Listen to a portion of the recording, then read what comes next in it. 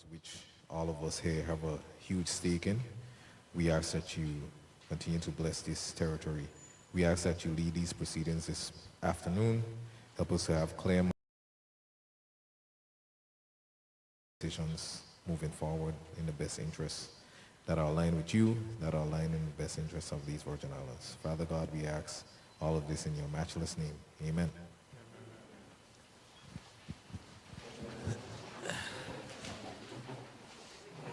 Thank you and good afternoon.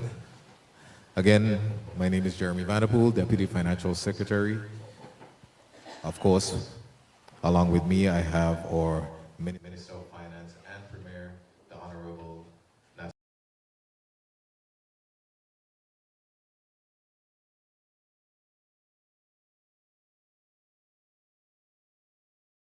Mrs. Nadia Demin Hodge, other distinguished government officials. Good afternoon to our maritime stakeholders. Good afternoon to everyone that's tuning in online. We thank you for your constant engagement during the CRVL process, which is now spanned over about 3 years. We've been meeting in this way, meeting in this forum. It's been very informative. We've come through quite a bit of amendments to the CRVL Licensing Act, the Cruising and Homeport Permit Act, the Customs Management and Duties Amendment Acts, which we all passed last year, June, and we've been continuously trying to engage. So today, one of the biggest things that we are hoping to do is to go through the assented legislation. We want to hear from you very clearly what some of the challenges have been since the enactment of these suites of legislation. We want to hear how we can improve. We want to hear how it's been operationalized. What are your concerns on the ground, so we can continuously improve. Also, we want to take this clear opportunity to inform you of any new developments that we've had in the industry. Quite a bit has been happening behind the scenes, and we want to, of course, have a very interactive forum today where we can ask questions, get some clarity, and also, of course, we want people to be as frank as possible. It's the only way that we could get the particular outcome that we're seeking. So without further ado, I'll just turn it over to our Honorable Premier for his remarks, and we'll go ahead and start today's proceedings. Premier?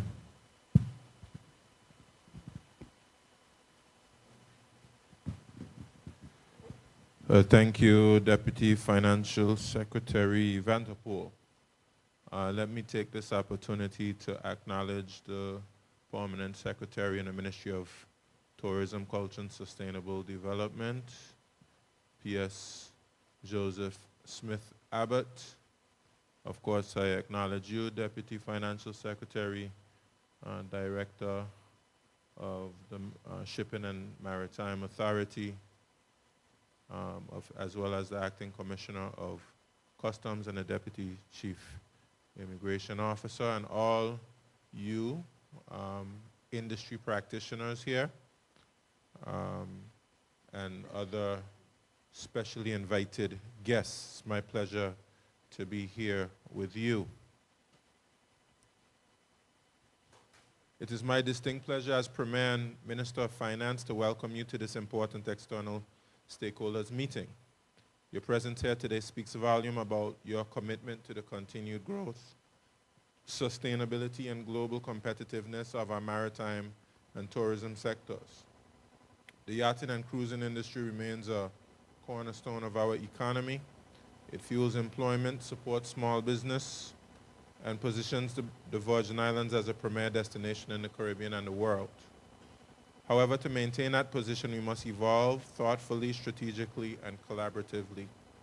Today's meeting reflects that spirit of collaboration. We are here not simply to present changes, but to engage in meaningful dialogue, to listen, to clarify, and to move forward together.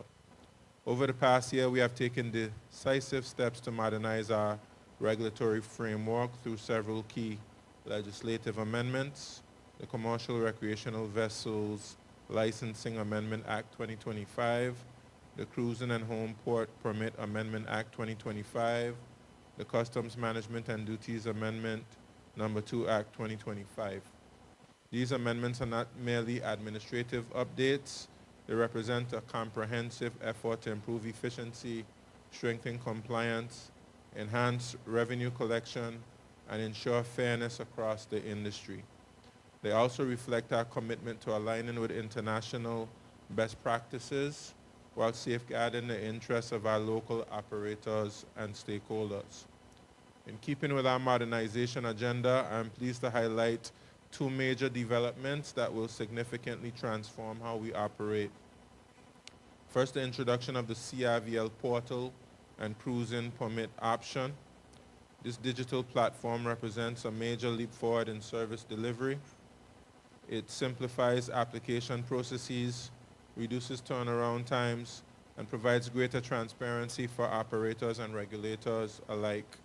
Today, you will see a live demonstration of its capabilities. Second, the rollout of the CRVL HM Customs QR Code Handbook. This initiative enhances compliance and verification processes through the use of modern technology. With a simple scan, authorities can access critical vessel information, improving efficiency at ports of entry and reducing administrative burdens. Together, these innovations represent a smarter, more responsive system, one designed with both government efficiency and user convenience in mind. And as we look ahead, our focus is clear. We must continue to modernize, collaborate, and adapt. Modernization ensures that our systems remain efficient and competitive. Collaboration ensures that policies are practical, inclusive, and grounded in real-world experience. Adaptation ensures that we remain resilient in an ever-changing global environment. We are committed to ongoing stakeholder engagement. Your feedback will continue to shape how these systems are refined and implemented. This is not a one-time conversation, it is an ongoing partnership. This forum is your space. We encourage open discussion, questions, and contributions. Your insights are invaluable as we refine our approach and address any challenges that may arise. In closing, I thank each of you for your continued partnership, your candid input, and your unwavering commitment to the success of this industry. Together, we are not only safeguarding a vital industry, but we are also strengthening the economic future of our territory. May our discussions today be productive and rooted in a shared vision of excellence. And, as I come to the end of my prepared remarks, let me just emphasize a few things. That we've been having a discussion over a number of years, and I believe that the collaboration that we have been able to engender has resulted in better legislation. The amendments to the Commercial Recreational Vessel Licensing Act and the Cruising and Home Permit Act much more workable and practical and effective because of the feedback that you have provided. So we've tried to incorporate as much of your feedback as possible. And as we move forward, we anticipate that your continued input will be extremely valuable in the process of ensuring that our systems are fit for purpose and that they don't hinder you from being able to do what you do best, which is, of course, run your maritime businesses. And, of course, persons have brought certain challenges to me, with certain aspects of that have an impact on the industry. And I'm also keen to try to see if we can get some of those challenges addressed in a similar manner to what we've been able to do in the past. So I'm very much looking forward to ongoing engagement and dialogue with you as we seek to confront the challenges that we face. But I'm happy to hear from many of you that things are going well, that it's pretty busy out there, you know, and you know, we're having, um, I mean, you'll be able to confirm for me in this setting, but seems like the season's not going too bad at the moment, and we're grateful for that. We want to do all we can to ensure that we continue to have a good season and even to have even better seasons and better quality experience for the guests who come here. So, and I'm heartened by your presence here. You know, it's a good turnout, and I'm looking forward to a good discussion. Thank you, Premier.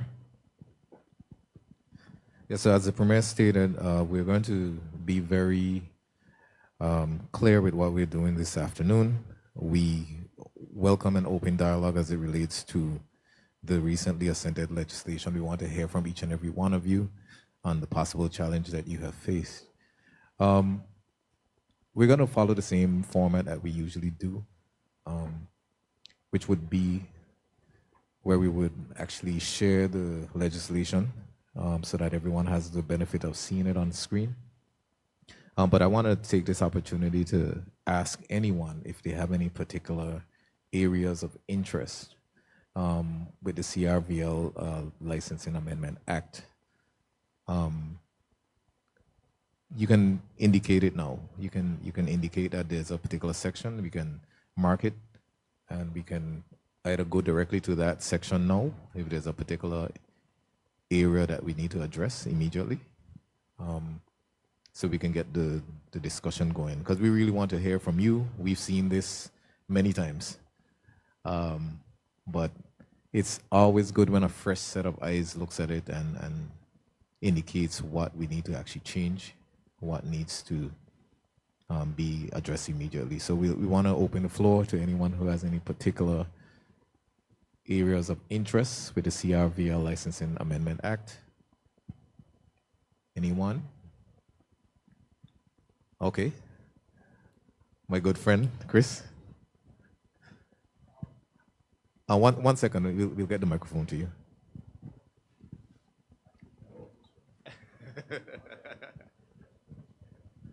Just for the sake of record, and we want to, of course, get Chris's opinion on TV. Small point which has come through the CRVL and the Customs Amendment, but one which I've struggled to get clarification on. If Mr. Romney and Mr. Samuels could clarify the importation of boats, not CRVL, but private boats, and whether BVI flagged and BVI owned are now duty free. Okay. Thank you for that, Chris.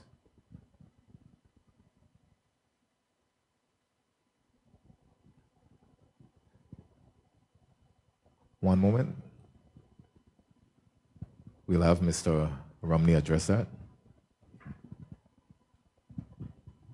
All right. Thank you very much, Mr. Hickraft, for your question.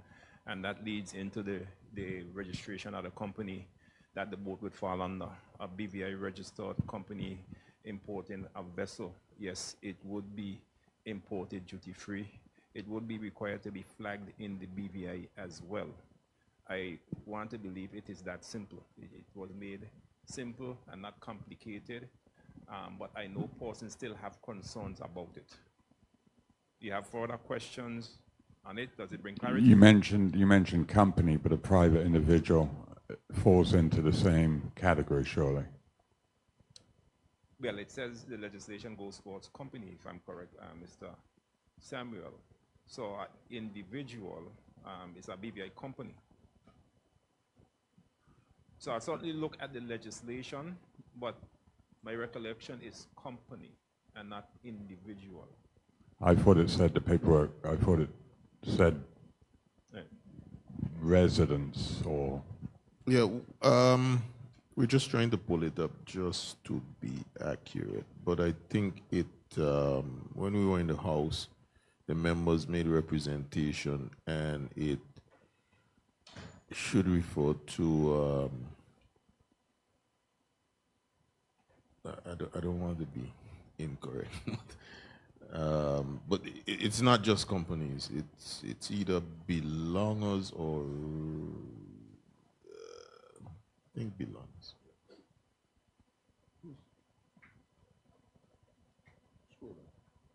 Scroll down.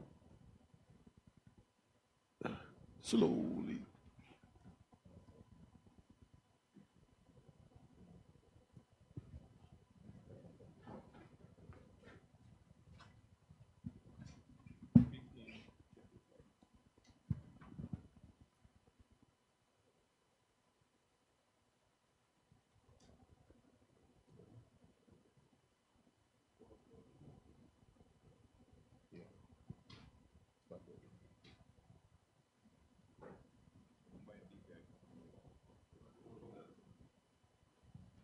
Yeah, so it's belonger. BVI company or belonger. Person belonging who belongs to the BVI. It's Sorry, I didn't hear that. yeah, it's on the screen. Um, the definition of BVI vessel. So it's owned by a BVI company or person who belongs to the Virgin Islands as defined in section 2.2 of the Constitution. So it's a BVI company or belonger and Yeah. owned and registered in the BVI, and then it receives a duty-free status. Yeah, that was one that was amended in committee stage because originally it did say company, and in the House we added a person who's a belonger.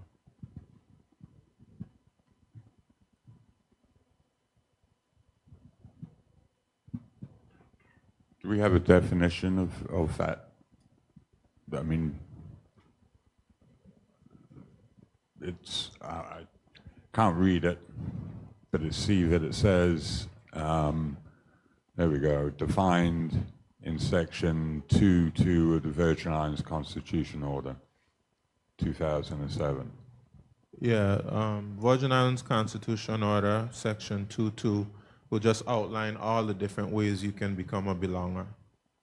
Whether you're a belonger by descent, belonger by tenure, a belonger by marriage, however you become a belonger. Okay, Yeah. thank you. Okay, is that clear, Mr. Haycraft? Any other queries? Okay.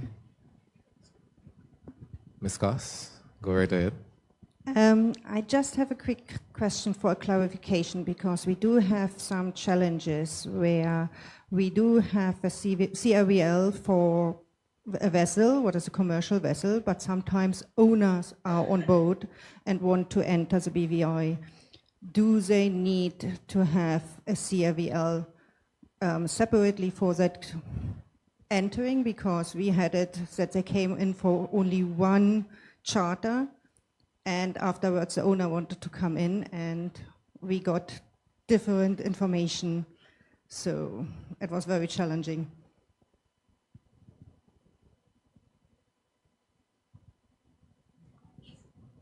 So just to clarify, so the vessel got a single entry CRVL license and came and did a charter, left, came back with the owners on board.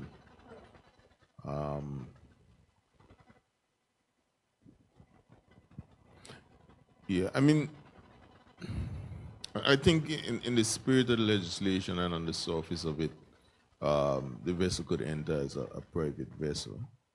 But I don't know if customs might want to elaborate on some of the workarounds that persons try to use to circumvent the legislation, and then that is what creates a problem. So customs perhaps would try to interrogate the situation a little more to verify that the vessel is indeed not coming on charter, because there are a lot of elements that present themselves as coming on private voyages, but they are actually on charter to circumvent the process. So the answer to that is like Mr. Samuel said, vessels coming in are required to have the CRVL owners or whoever is on board the boat.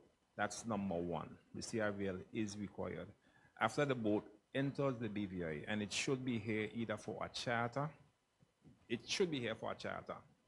If the owner is on board the vessel and is saying to us that they are not on charter, they're just here for holidays, we may say, fine.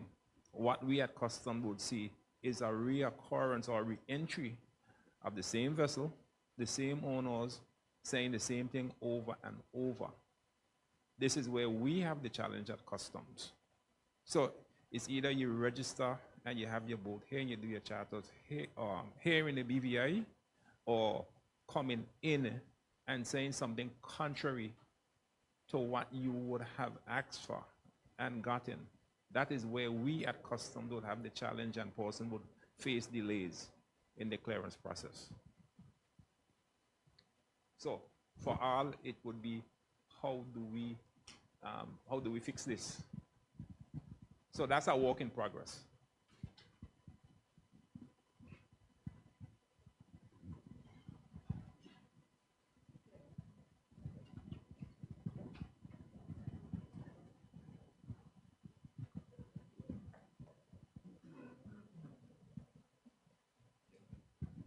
Hi, good evening. Thank you.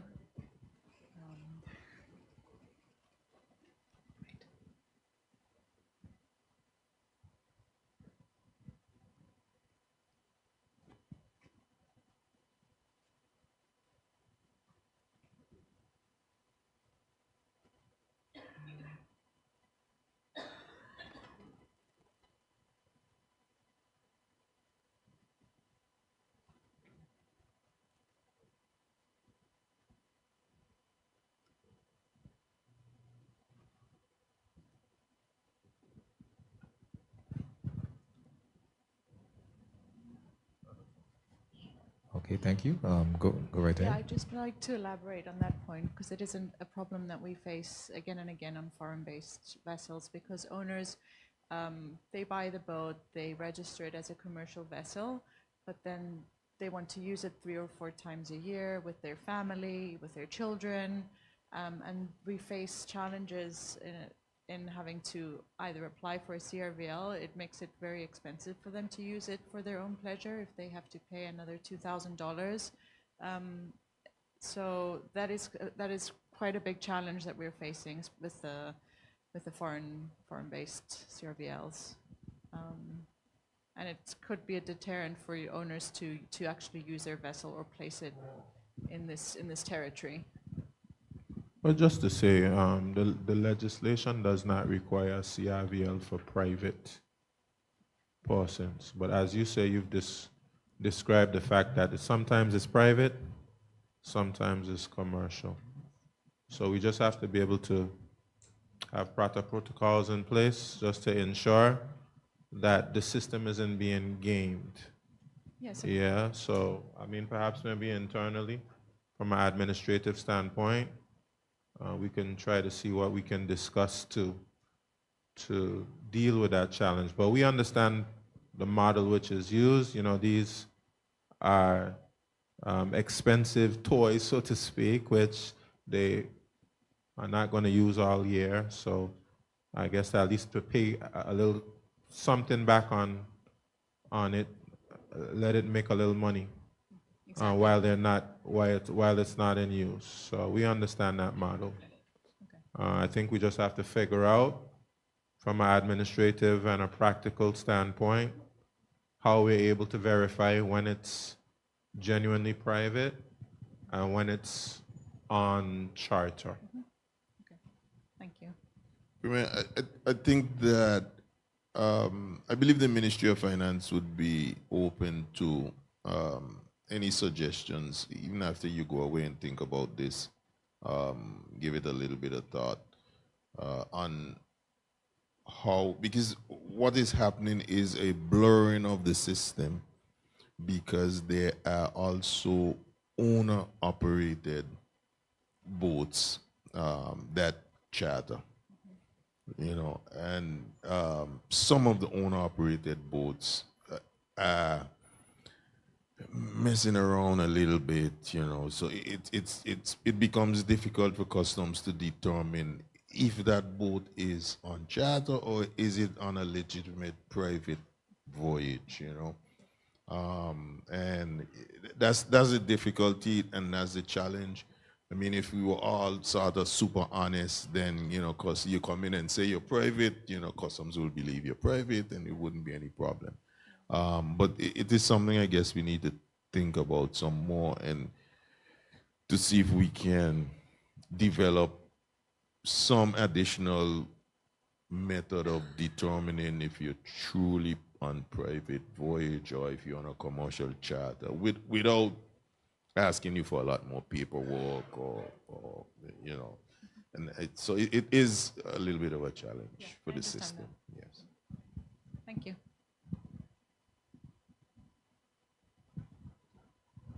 I'd like to take this opportunity to welcome our premier for a week, the Honorable Mr. Roman Nibs Alberto.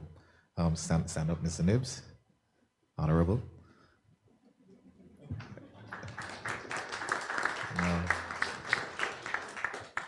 Thank you, sir. Welcome. Any other questions? Okay.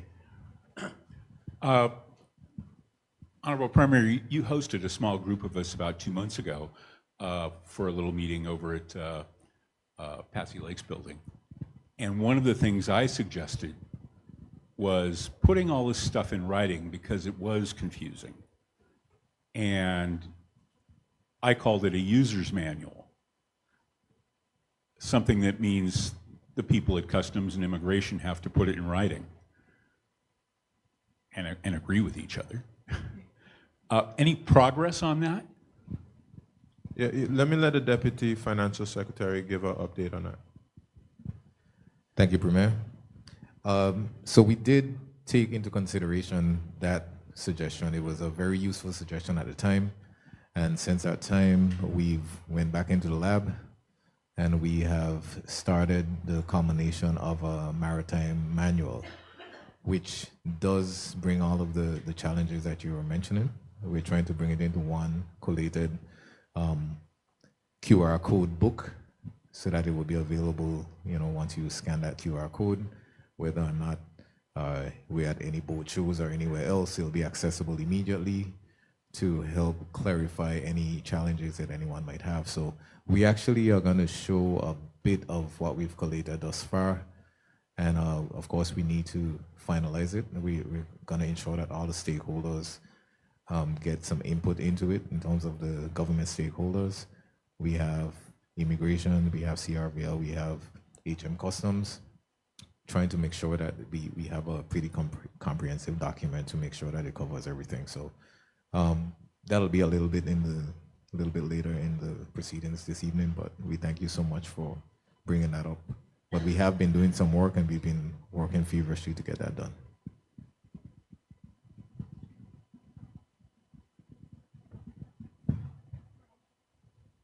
Good afternoon.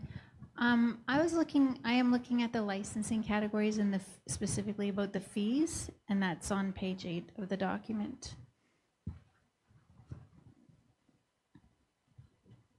I'm waiting. Should I continue? Yes. Okay, so under the foreign-based term charter yachts, and that's what I'm looking at between the foreign-based and then the larger yachts. Under foreign-based A, vessels not exceeding 115 feet, and that says restricted by number 9. And then under the large mega yachts as A or B, it doesn't show restricted by number 9. So that leads the owner of that yacht to believe that's an unlimited, because it's just maybe housekeeping or wording. So under the large mega yacht A, vessels exceeding, it says per year 7,500, but it doesn't say in that restricted by section 9. So it looks as if the large yachts are paying significantly less than the foreign terms. Yeah, that's the case. That is an unlimited entry for $7,500. large mega yachts are getting unlimited entries for $7,500, but a 50-foot yacht is paying $24,000 a year for. Yeah, I think that's the case. Yeah, I think that was as intended. Okay, perfect. And what Yeah, is the I rationale think- for that? What is I- the rationale that the larger Yeah, I think yachts? the rationale is really not a mega yacht sector is really not a sector that we have domestically. So the concerns about competition were not the same. Okay, so that's just, they'll We're talking about for the large yachts. That's a domestic. You're talking about foreign or domestic? I'm talking about the foreign yachts. So I have an owner who is saying, well, I'm just going to buy a bigger boat then. Like, his life is going to be easier if he just buys a bigger boat and his rates are going to go down significantly. Yeah, we'd welcome that. Yeah, so what he's still foreign. He still can't come in or stay. He's still foreign, but we're just trying to be transparent when we're showing them the pricing. And because it doesn't say, they're like, well, why on earth would someone have to pay so much less when they have so much more? Yes, if you recall, or maybe you want to handle that. I don't remember your piece.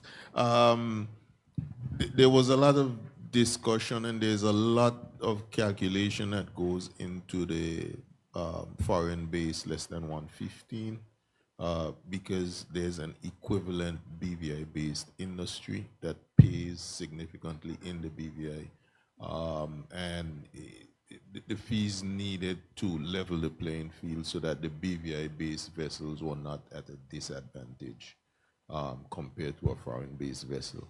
So that is the under 115. And then for the larger than 115, as the Premier said, the large yachts, the objective was to incentivize it, to attract them, and also the fee was determined based on the fact that there's no BVI-based competing sector. So that's sort of the rationale behind the larger fee. Okay, thank you.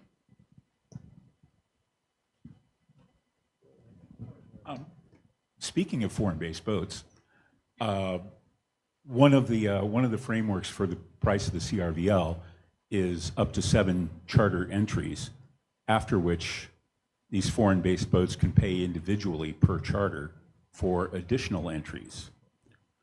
What's the process there? What happens when they get to the customs house?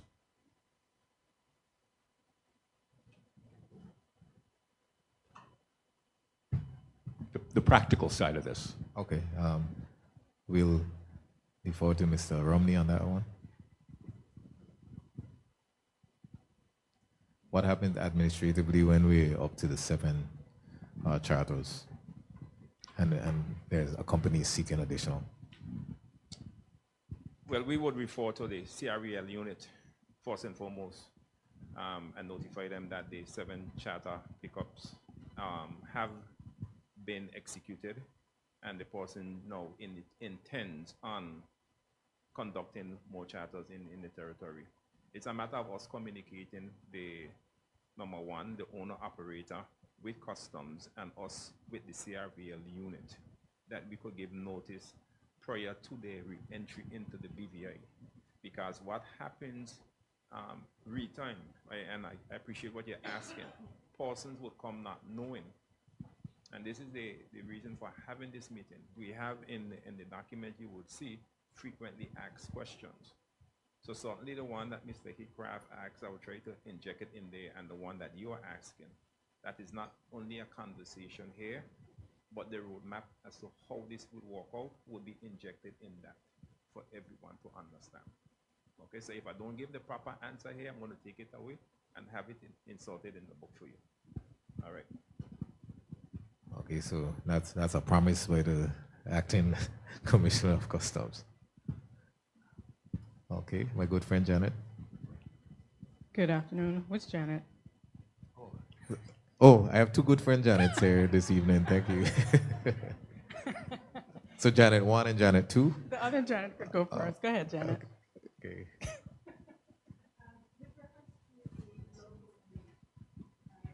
Oh, you don't have a mic, Janet. Would you like my mic?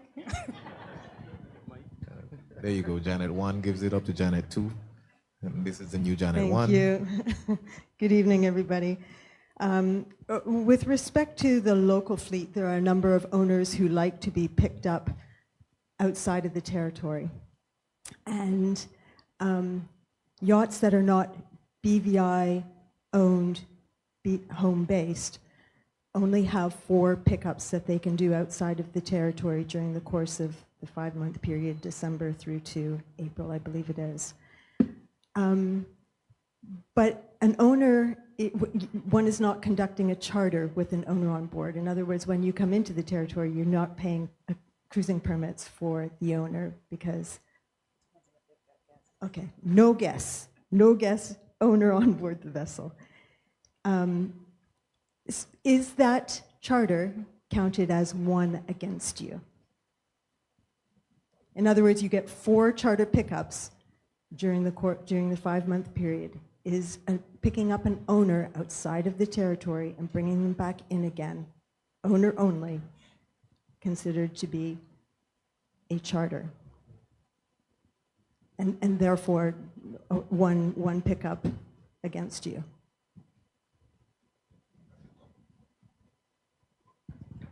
I understand it's a very specific question, but these incidences come up more than once over the course of the year.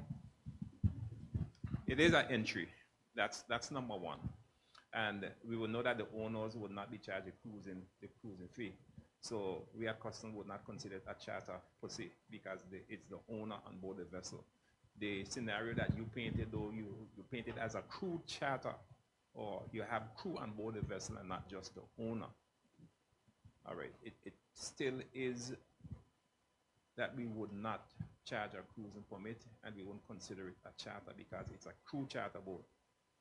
It's not the bareboat charter, so it's the same category, but no, it should not be, and I say should, it should not be striked as a charter.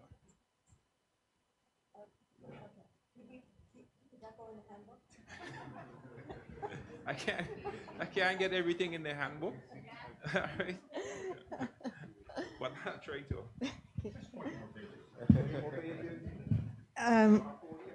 My second question is this, and maybe Mr. Romney, you want to take the microphone again because you answered this once to me during the course of this year. You are allowed to be outside of the territory no more than 15 days in a month if you are not a 100% BVI vessel. So home-based but not BVI flagged. If you are to exceed that, for whatever reason, to whom does one seek permission? And is there a standard form that one fills out? And how long does it take to obtain permission? Or what grounds would there be to deny someone permission? Okay, you asked about 3 questions. All right, but I'm gonna break it down and I'll be simple. The last states, what the last states? If you're out more than 15 days, then it's canceled, right? Now appeal, you may appeal to myself as the acting commissioner for some sort of regress on the matter, right? And now you're asking, what parameter or what would I use now to say you're granted or you're denied? Okay, the legislation is quite new. So certain things we have not experienced as yet, we have not put in place as yet, we have not tried it as yet, all right? It'd be a bit premature to say exactly how this would work. And this is the reason why we're here trying to get feedback and get an understanding of your experience. Because certainly you know me and other people here know me and they would call me and I would give answers accordingly. But I know you are a person, and rightfully so, you want something in black and white. And the industry always asking for something in black and white to follow. This is what it says, and that's why I will go back to the law. The law is in black and white. That's what I follow. That's what everyone is required to follow. And right now, that is what I would apply, the legislation. it would not be the answer you're looking for, because if the legislation say you are outside of the required and then you're not allowed, that's what I would follow, and that's what I would say. But there is a means by which one can ask for an exemption? You could always ask. Okay. Thank you. Legally, there is a provision under 3A subsection 2 of the Cruising and Home Porting Permit Amendment Act. The commissioner may approve variances of subsection 1 on the grounds of weather issues, mechanical issues, or other unforeseen or uncontrollable factors. So Wonderful. there is a window subject to the commissioners. Some of them would be a bit hard to prove for us. Mr. Manning, page 3. Ma'am, that answers your question? Right there. And, Right there. and it would be done in writing.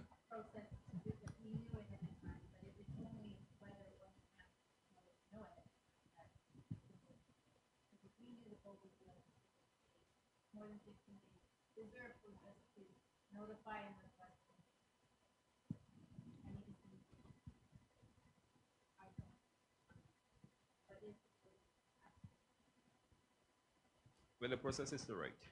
And if you know that your boat is going there for work, we would ask for some sort of receipt or the registration in some sort of boat yard for your boat to be there for whatever period of time.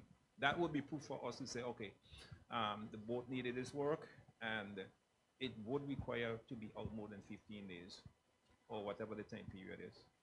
Okay? With the weather is something that we could check on.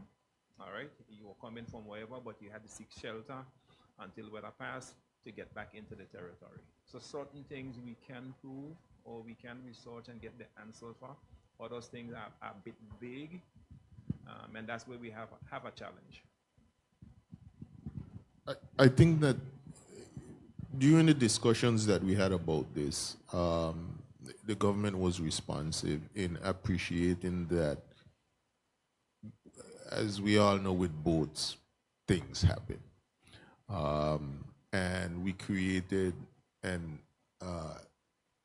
a mechanism where presentation can be made to the commissioner when things happen. So the spirit of it is that there is an avenue, a legitimate legal avenue. The challenge that we've been facing is that operators will seek to use that avenue to their own benefit when legitimate circumstances are not in play. And I think that's where the challenge comes, where customs has to hear your case and attempt to determine that legitimately you have an issue. But I believe the spirit is that if you legitimately have an issue that prevents you from complying under this subsection, then the commissioner does have the authority to waive and allow you some additional time. Thank you. I have one final comment / question. Not this past, so October, November, we historically have an issue with CRVLs and the bottleneck. And the new legislation enabled people to adjust their anniversary date of their CRVL. And I'd like to know whether that provision to adjust one's anniversary date is still in place, because I noticed that there was still a large bottleneck in October when historically boats are trying to get their CRVLs.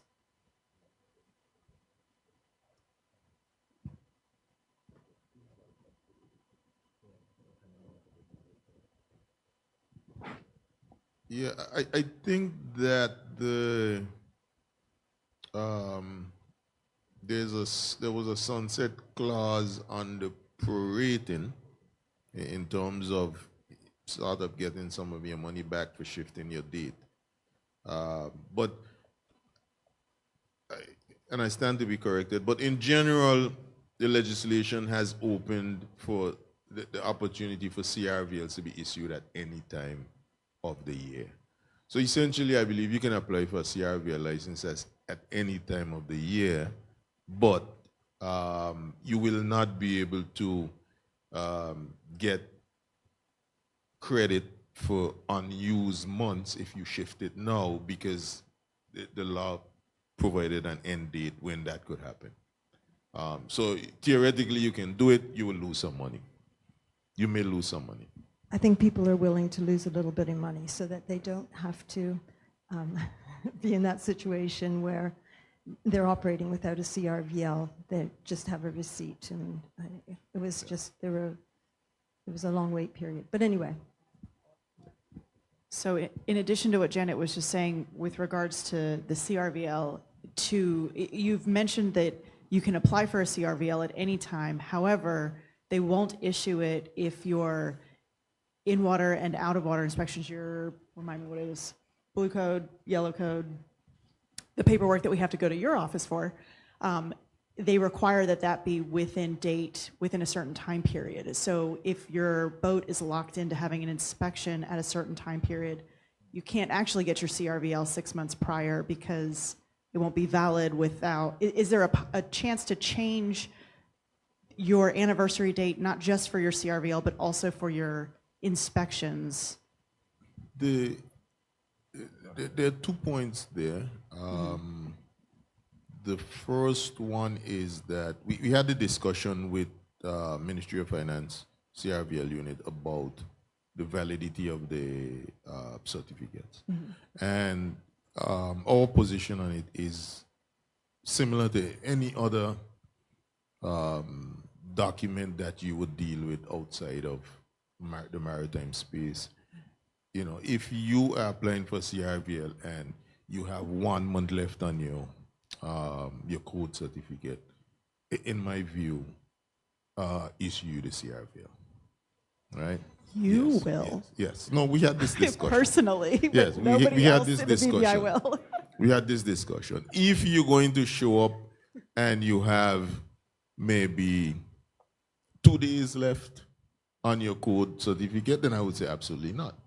You know, if you have 5 days left, then you know, maybe depending on your compliance history, are you a good customer or not?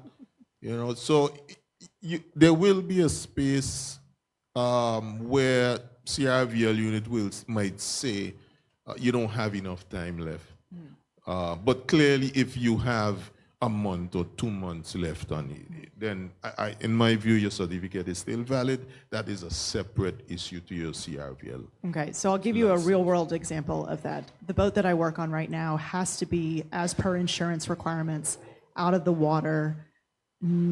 No, it has to stay out of the water and cannot be put back in the water any earlier than October 15th. So we have to splash. I think our original code date is first or second week of November. But our CRVL is also November 1, October 31st, November 1.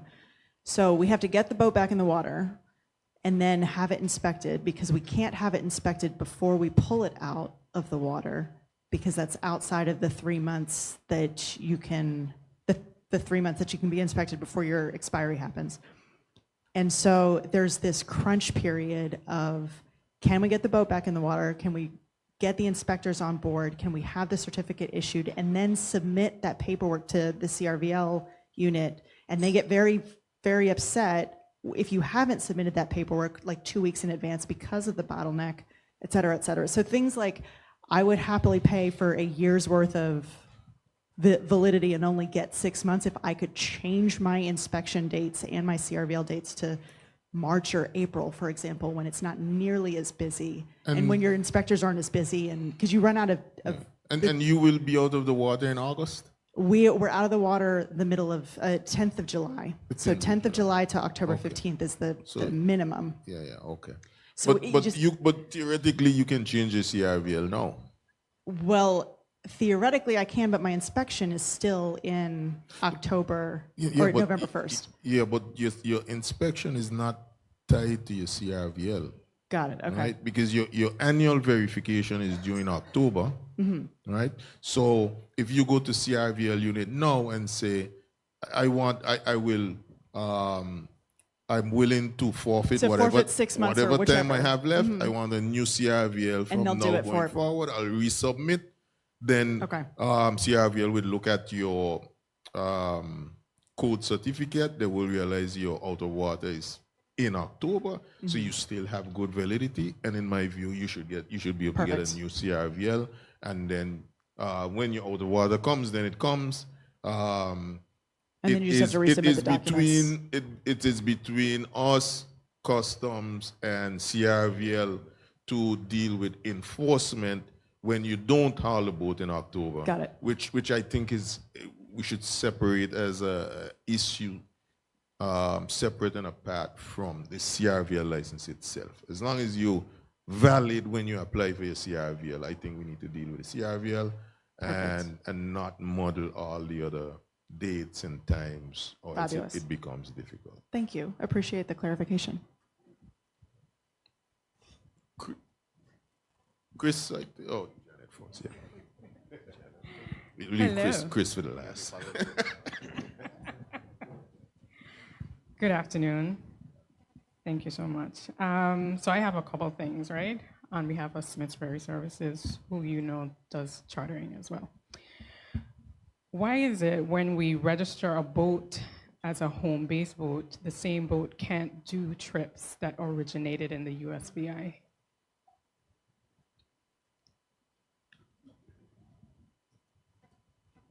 So it's a home-based boat, and that boat is registered as a home-based boat, but it can't do trips that originated in the USVI. I don't know that is correct. Okay. No, no. If it's home based, then it's a BVI boat. But the trip originated in the USVI.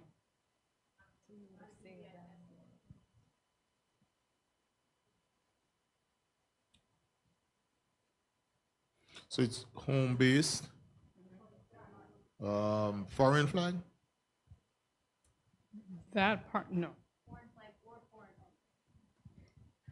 All Ricky, all his vessels are registered in the BVI under Smith's Ferry. See, it will depend on what the license grants them. So if they are home based BVI flag vessel, the restrictions under that section doesn't apply. All right, so I'll check that with you offline. Well, let me double check. Well, can I go on to the next part in the meantime? Yeah, because the restrictions apply to a home-based charter boat that is not a BVI vessel. So when you become a BVI, yes.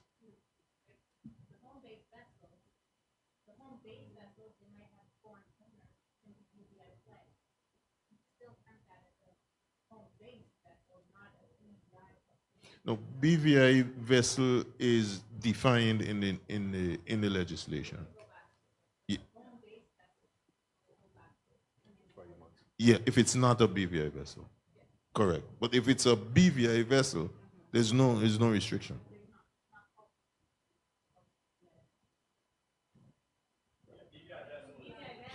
No, you know.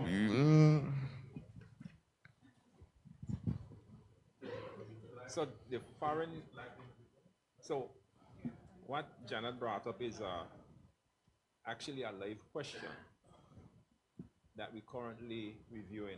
And when I say currently, I mean as of today and last week. We had the issue arose with that particular company. So I was in communication with the CRVL unit to understand what the CRVL license grants and also look at the legislation. Okay. So, Yeah. yeah, I'm familiar with it. A BVI vessel means a vessel owned by a BVI company and registered in the Virgin Islands under Part 2 of the Merchant Shipping Act. I think this is not the approved version I'm reading, but I think we added belonger in there as well. Right? Yeah, we added belonger. Yeah. So a BVI vessel is the categorization of a particular animal. Where that vessel is based is an additional element. So you can have a BVI vessel that is not home-based, and you can have that is foreign-based, and you can have a BVI vessel that's home-based. Because remember, there's some requirements that you have to meet in order to be home-based, right? And a BVI home-based vessel, there's absolutely no restriction on a BVI home-based vessel. There might be some perception of what the USVI might allow for a BVI home-based vessel in terms of what that vessel can do in USVI waters. But that's a perception issue. And I think I would believe that most BVI home-based vessels try to avoid operations in USVI waters outside of water taxi, which is straight in and out. Yeah. All right. I'm going to come back to you on that one. Why does a BVI ferry doing a special charter have to apply for a CRVL if it has all the other credentials to operate in the BVI? It would have the A ferry registration of doing a charter. ferry, and a ferry, for us, it's regulated by the BVI Ports Authority. So once you step outside of having a scheduled journey, which time and place, then you step into the arena now requiring a CRVL license because it is a charter. That this ferry is a vessel. We look at things as a vessel. Yes, and a ferry is a vessel. And it is conducting a charter. So then it would require a CRVL license to do that.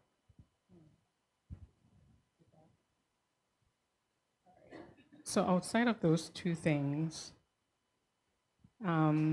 we've had concern about the 300% increase in the fees, right?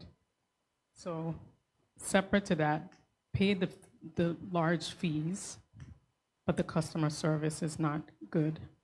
You're paying a lot of money to sit with your guests for at least over 2 hours at least, eating up your vacation time. What work is being done to address that? I don't know about the 2 hours, I know about the hour. Well, I've experienced myself sitting in Just for Night, just waiting. Education is one of the things that we're trying to do, even educating our officers. Because these questions that you're asking, BVI-based, home-based, foreign-based, they have to process it now with so many different boaters coming in. I'm home-based, but I'm foreign flag, I'm this flag. It causes some delays at times, and we find that educating the public and educating our officers, we should be able to overcome these delays at our ports of entry. Besides that, we're working very close with the Deputy Governor's Office on our customer service. Time is one of the main things with customer service as well. So there is some work in the background in terms of trying to improve our customer service for all our stakeholders. Thank you.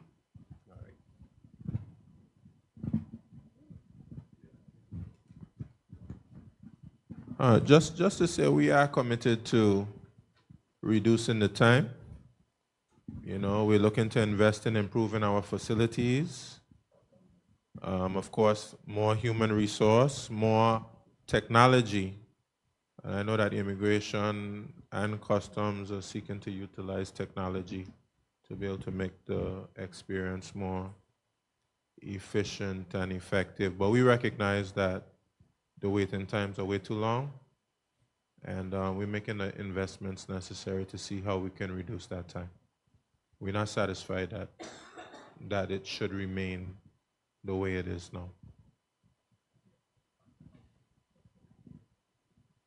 This BVI flag, where you shouldn't have any restrictions.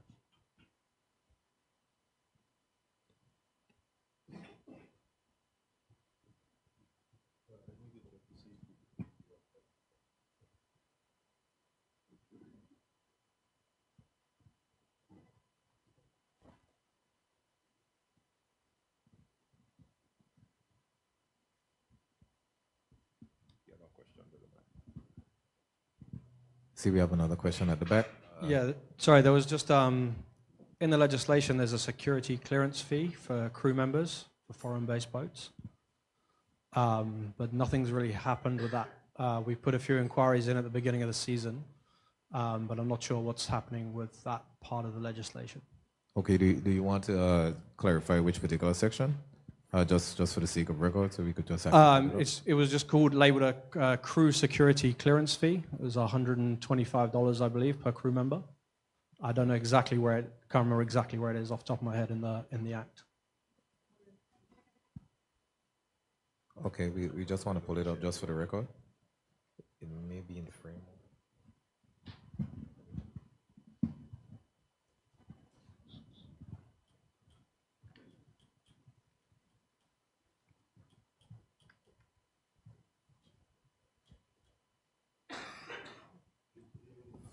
Section page 4 of the Commercial Recreational Licensing Act. So scroll up to page 4.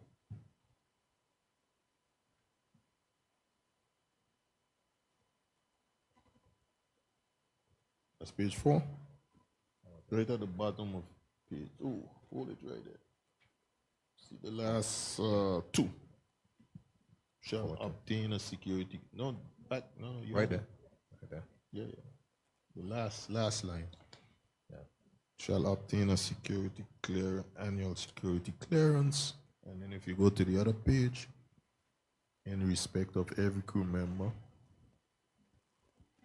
and payment of $125.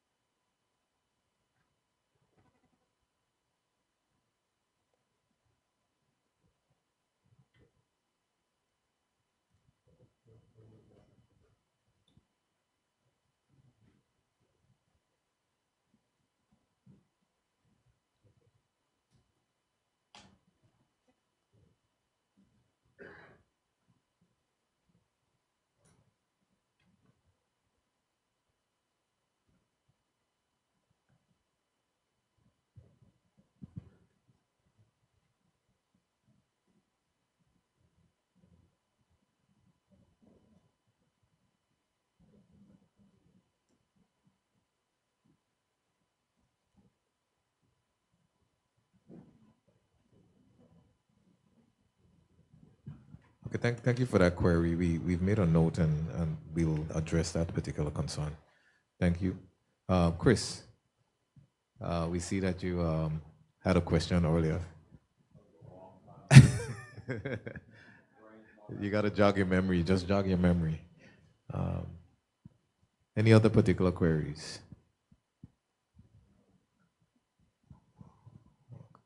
Okay, we have one right there in the front. We get the mic.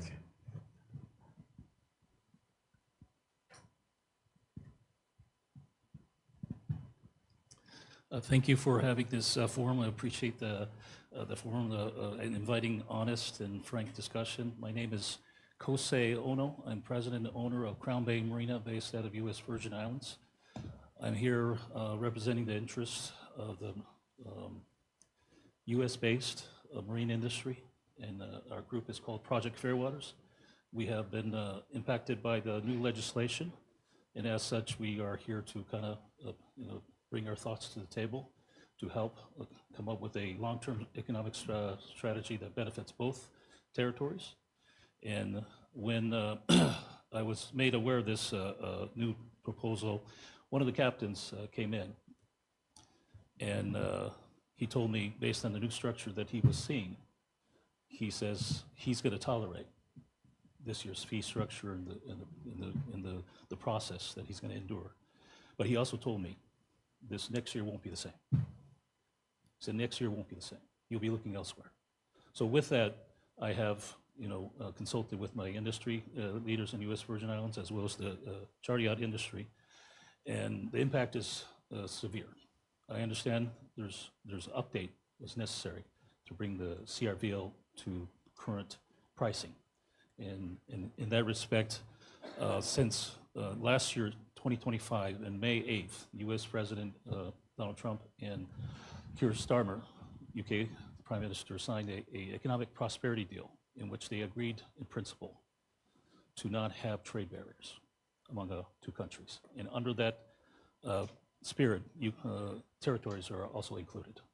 And with that spirit, I'm here to come up with a solution in a proposal that could be more reflective of that spirit, in which case also reflect that there, since 1992, I think September, was the last time the CRVL was updated. And so our proposal is based on two principles. One is to reflect the inflation that took place since that time frame, since BBI is based on the US dollar, so the CPI increase used on the dollar should be a proxy for bringing the dollar amount in fees to up to date. One of the challenges is that when the fee is raised 30 times in 1 year, that has a dramatic impact in the industry. It just simply cannot be absorbed. And when that happens 30 times, you're going to attract attention, and business is going to be in trouble. So with that, I brought a schedule today that was based on looking at the fees that they were in 1992 and what they might be today if they were adjusted based on inflation. So in the interest of simplicity, the areas that are impacted are Schedule 1 and Schedule 2.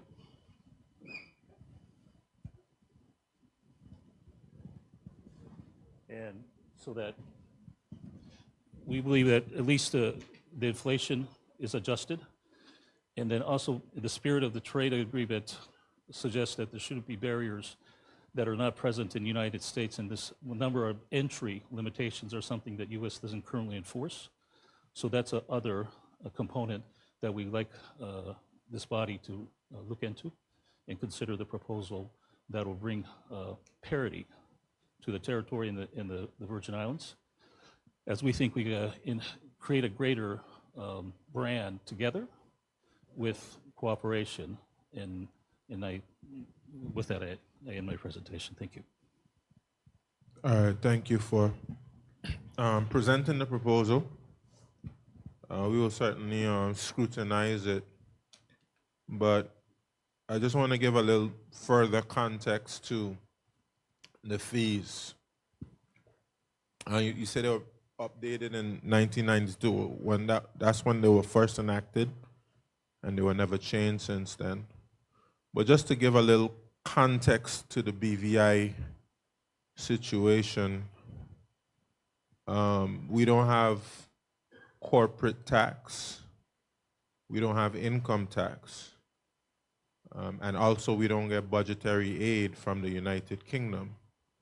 So we have somewhat of a different situation. So those things have to be factored in when we decide on the level of our fees. Now, of course, I don't think it's ideal that the fees were not changed since 1992, and I do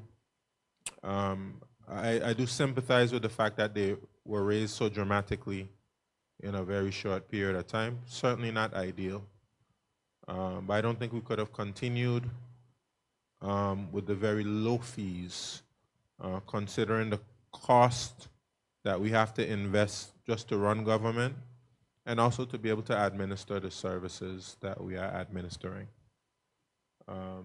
It's not intended to negatively target the United States Virgin Islands. It's just that, of course, the marine industry is one of the main industries in the BVI, and certainly as our obligations continue to grow, we have to look to some of our main revenue earners as a means of continuing to sustain growth into the future. So that is a part of what has factored into the increases. We did engage over a number of years with United States Virgin Islands administration. I think we got to a point where we felt like our position was well understood, and that we came to some level of understanding. But of course, subsequently we saw that that position changed, I guess, once the true impact of the changes was felt. So we will engage with the United States Virgin Islands government more, because of course we don't believe that this matter should be handled by the United States federal government or the United Kingdom government. In the case of the BVI, this is a devolved area for that the United Kingdom generally wouldn't be involved in from a constitutional standpoint. It's completely under the auspices of the local government, which is different for the United States Virgin Islands. We accept that. But our position is that we want to continue speaking with United States Virgin Islands government as opposed to involving the federal government. The federal government a little busy dealing with other matters right now. So, but thank you for the proposal. And we'll certainly scrutinize it. And I think you'd appreciate as well, you know, any proposal that we consider has to be discussed with the locally based industry as well. Because of course we certainly represent the interests of our locally based industry, and we have a responsibility to ensure that they're successful. But we don't want to have any barriers to trade.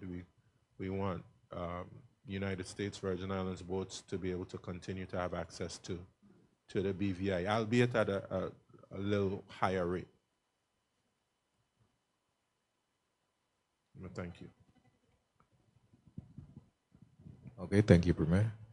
And thank you for that interjection as well. Any other particular questions, any concerns? Please be honest and open.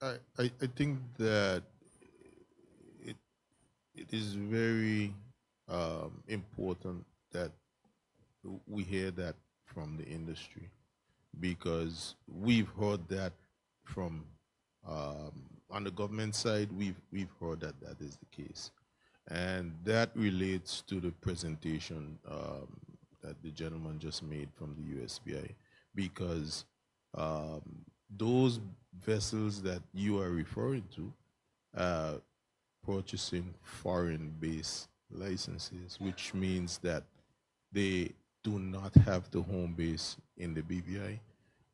They can home base in the USVI or wherever they want to be in the world. So, you know, it creates a little bit of a misunderstanding for us, because we hear that the big vessels are happy to pay the $24,000 because it's much more expensive to be based in the BVI and pay BVI fees, which is what our industry is concerned about. And at the same time, we hear the USVI say that the boats are leaving USVI, but these boats do not have to be in the BVI. They're paying the fee and they can base in the USVI. So something else is happening in relation to boats perhaps not preferring to be in the USVI, and I don't know what it is, but I do not think that the fee is actually the issue that's causing this problem. And just for my benefit, Mr. I think Ono, can you, so you have data in terms of how many have switched from being foreign based to based in the BVI? What's your numbers? Last time we checked, it was Over over 90 boats. 90 boats. Who were based out of West Virginia. And to give you kind of a early indication as to how things change.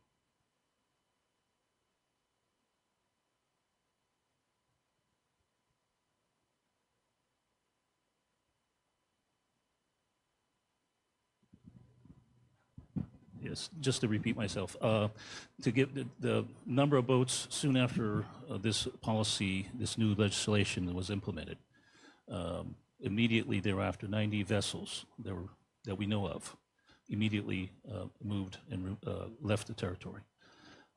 And the early indication came when there was a boat show hosted at Yacht Haven Grand. Year over year, it's a popular boat show.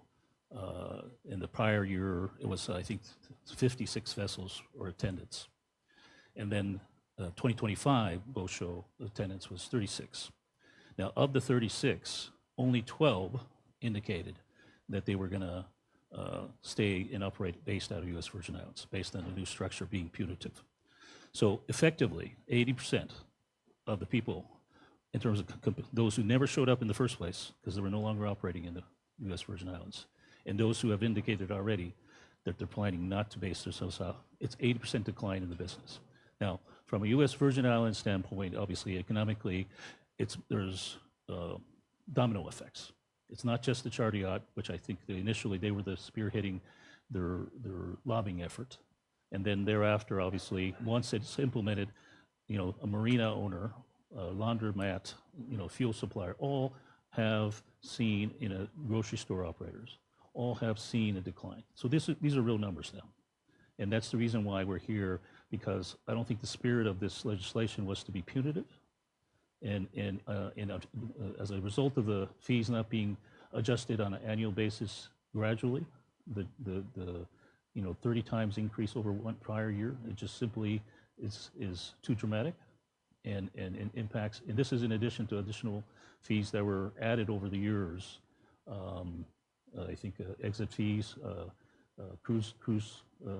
cruising fees per day, environmental fees.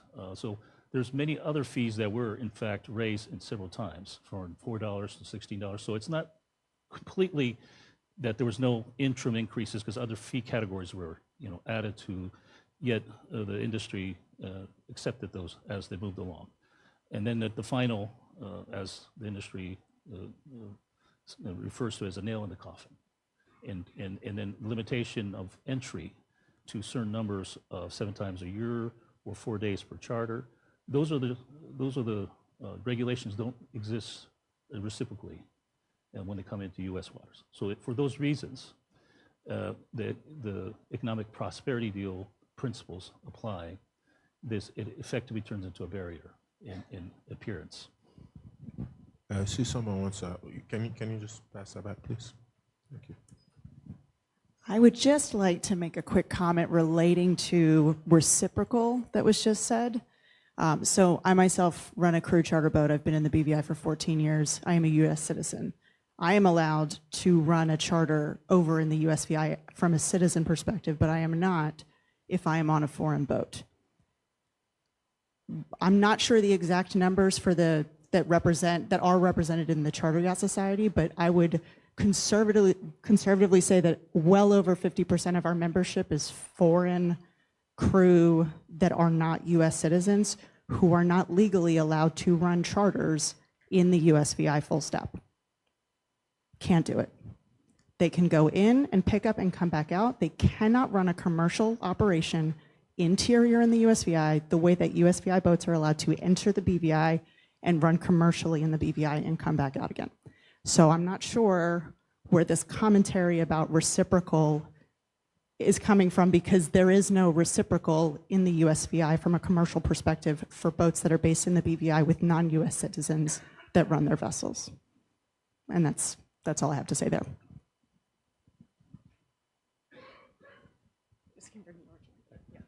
So one of the things that early in the process, and in looking at the regulations and the new fees, the concept that we came up with is a greater version sailing zone. The friction that exists in this short distance and the bureaucracy that exists actually, I think, hurts both territories. If the speed in which the boats can move back and forth, kind of similar to maybe a TSA pre-check, where once you clear a certain hurdle, you're in the zone. So this is one of the concepts to solve some of those issues. Since I do have the attention to the federal government, some of those issues could be, if they're in the zone, obtain a new waiver that may exist on the U.S. side, and then the certain restrictions that may exist on the BVI side could be harmonized. So everybody knows what the rule. It shouldn't be so complicated. So I call it a 1-1-1 program: one zone, one rule, one fee, so that everybody knows. But the movement will occur, and once it's more efficient, I think the volume will increase, customer experience will increase, and the fees that the governments could increase as well. And that's why I understand some of your concerns, but those regulations potentially could be changed and waived while we still have the attention of the federal government. Let me ask you a question. I found that very interesting.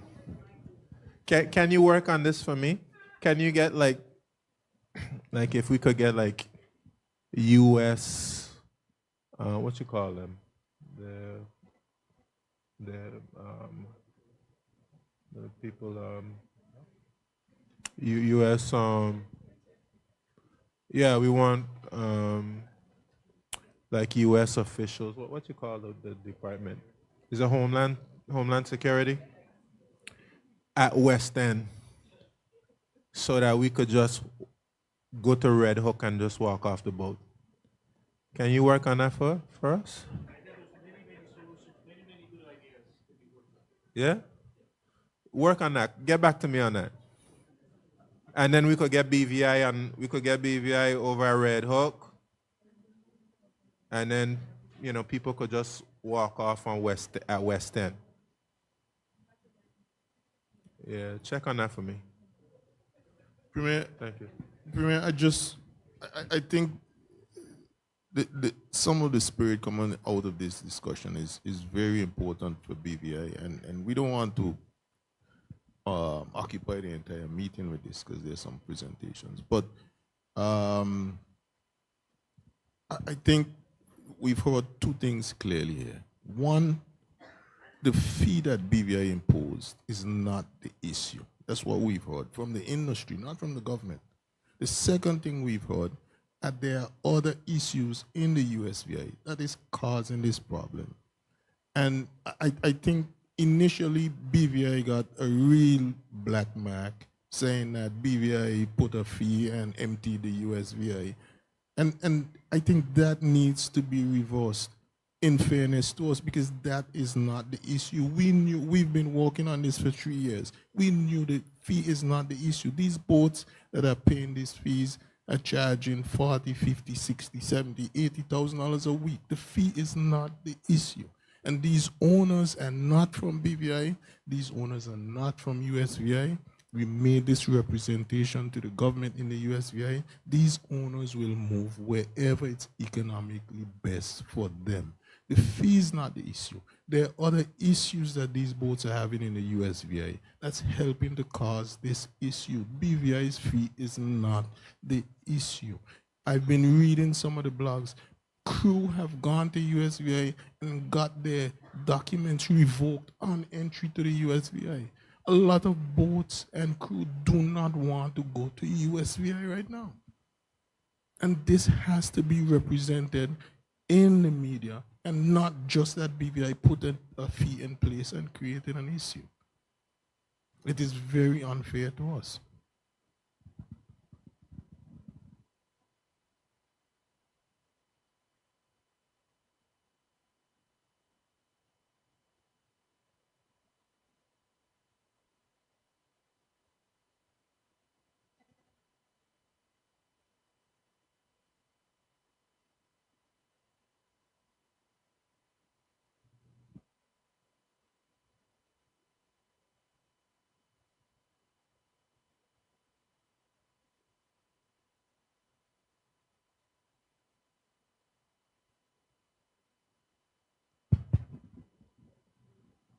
Honorable Premier, 3 years ago when this conversation started, in the back of my mind, I was like, oh goody, they're putting the price up so high, they're going to kill the golden egg.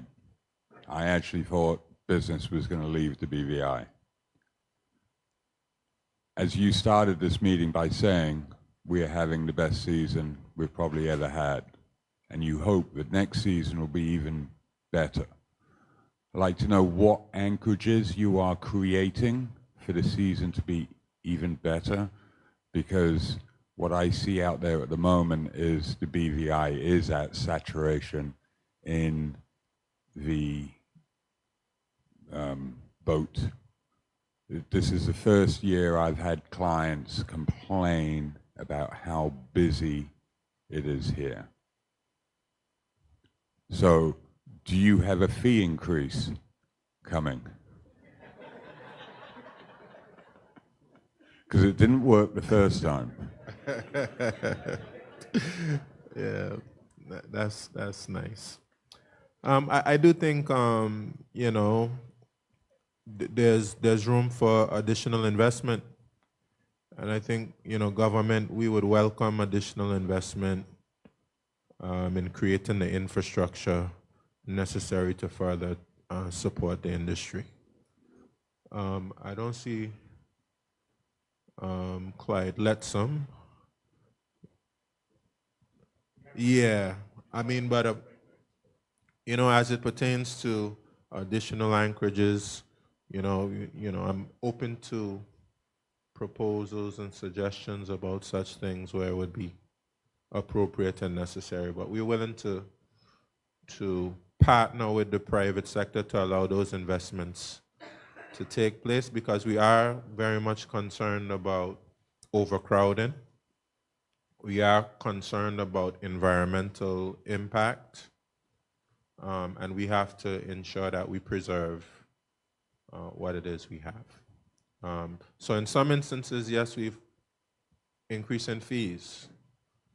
For instance, national parks trust has increased fees, I believe, for mooring balls and other kind of fees that the National Parks Trust is doing.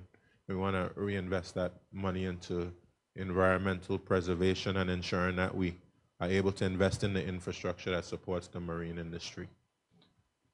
But I see it as a partnership, and I would like to have further discussions with the industry about how we open up more capacity and defend against overcrowding.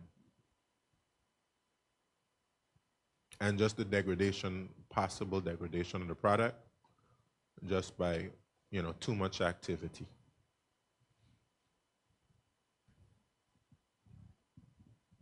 Thank you, Premier. Any further questions? Okay, we have.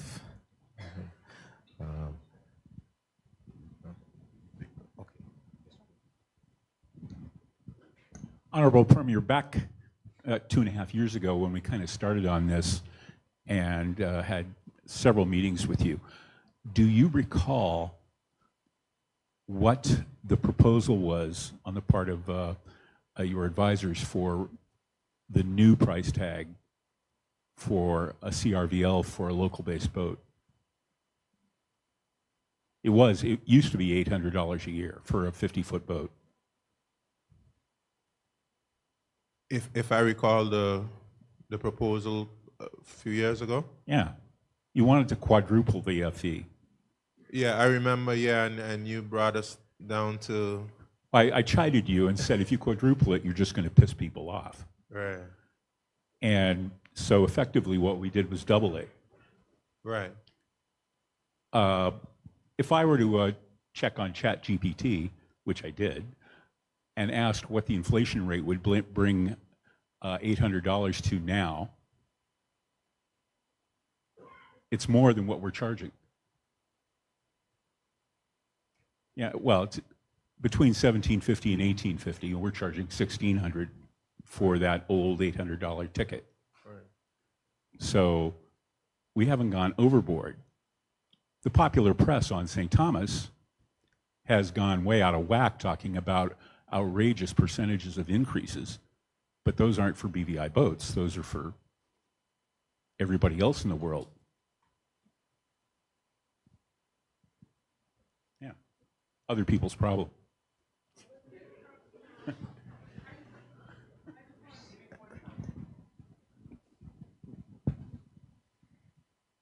It would seem as though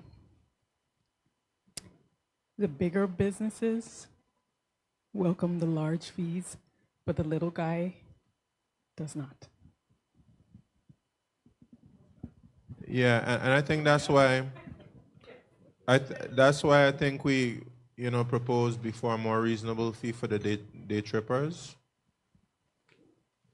The day trippers, we wanted to, so we went down to 8,500 for them.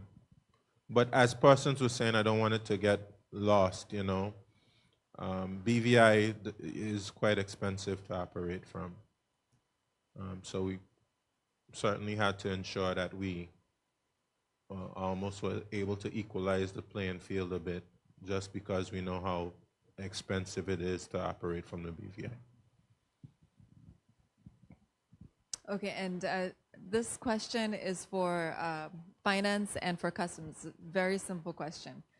First, I just want to acknowledge that in 2025, the BVI won several travel awards. So I just want to continue to commend all of the investments that our countries are making.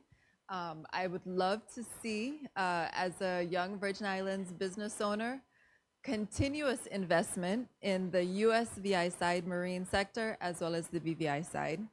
And I just want to encourage finance and customs. One of the things that I need as a Virgin Islands business to invest in my community is data. I need to be able to have access to the information. How many boats switched to home base? Where's the business coming in? What potential investment opportunities are there in our economy? We are trying to grow a blue economy here. So I just want to encourage, as you guys are organizing and managing the ports, coming from the private sector, I would love information. I would love access to data. So I just want to encourage you guys to collect it, share it with the private sector, do a state of the marine sector for us, because Virgin Islands business owners, we want to invest in our community. So thank you. I think that's an excellent idea, and it's something that I've discussed a lot with Permanent Secretary Joseph Smith Abbott, in terms of data and how we utilize data to be able to better make decisions. And also, I think your point about sharing with the private sector is one we hear loud and clearly. And I think we're going to continue to work PS Smith Abbott on the mechanisms by which we're able to share current data more frequently. And I like the concept of having a state of the marine industry. Maybe when we do our tourism summit, maybe one of those days we can just one of those days we could just focus on marine industry. Thank you, Premier. On that, I would love to work with you. I represent FIPCA from the U.S. Virgin Islands Professional Charter Association. I think that would be a great opportunity to collaborate. I wanted to make two comments, not so many questions, but some feedback. One, I want to echo Smith Berry's comment on especially the impact of the fees on the small businesses, specifically the day trippers. The concern around the impact of those fees is really ultimately the impact that it has on the tertiary businesses within the BVI, specifically within Yoast, the resorts, things like that. A little bit of feedback that we have aggregated from a lot of the day trip operators is that our customers, our joint customers, are at a tipping point on their understanding of what they're investing for an experience in the British Virgin Islands and what they've paid. A lot of these are very loyal customers. They've been here year after year. Universally, the feedback that we've been given is that every year it gets more and more expensive to go over to the BVI, and the service and the experience gets worse and worse. And that's specifically the experience within clearing in and out of customs. Of course, we've mentioned the 2 hours, which, by the way, my captains, myself, my family, it's 2 hours. It's not 1 hour. It really has, I mean, and granted, there's times that are busier than others. But the reason I bring up the feedback is our customers love both territories. These are both of our customers, and I think working together in a joint response, a joint state of the marine territory or the marine business would help advance a more seamless experience for our customers, a better experience day to day, and would really prepare us for competition in other marine economies that are close by.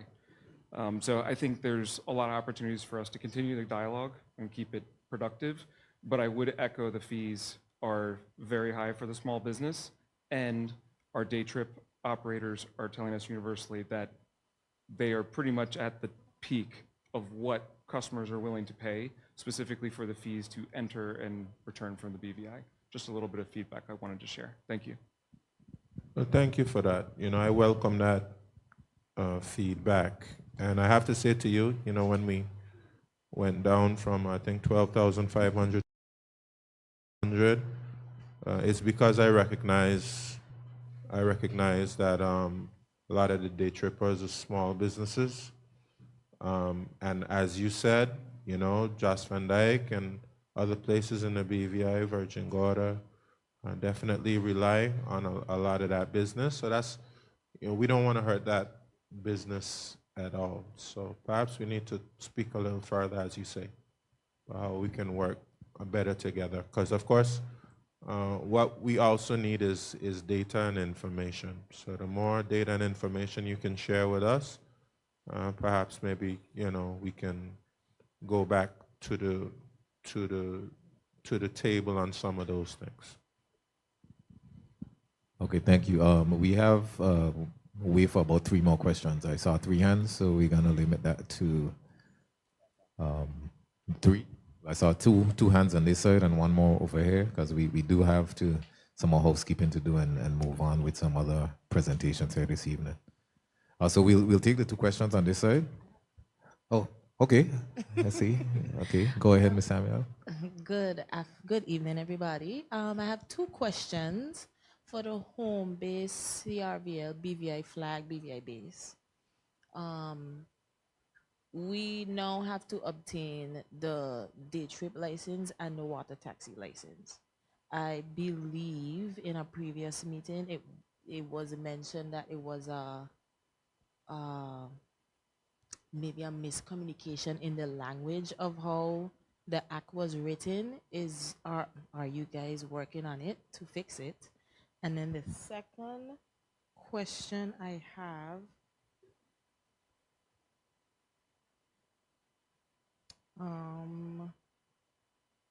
it is section number 7, limitation on charters, 9(2)B. I have some clients from the USVI that are wondering if the pickups that they are allowed in BVI, is it at the port of entry or at a resort per se?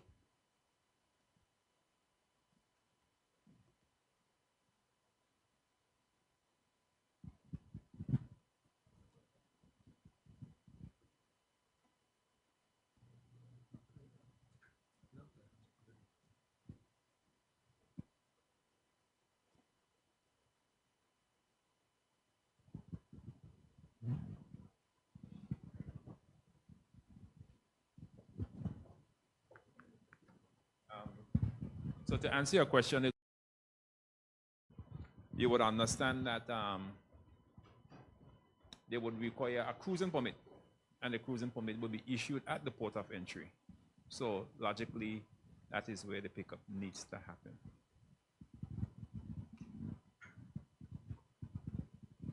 Well, both questions are answered, or?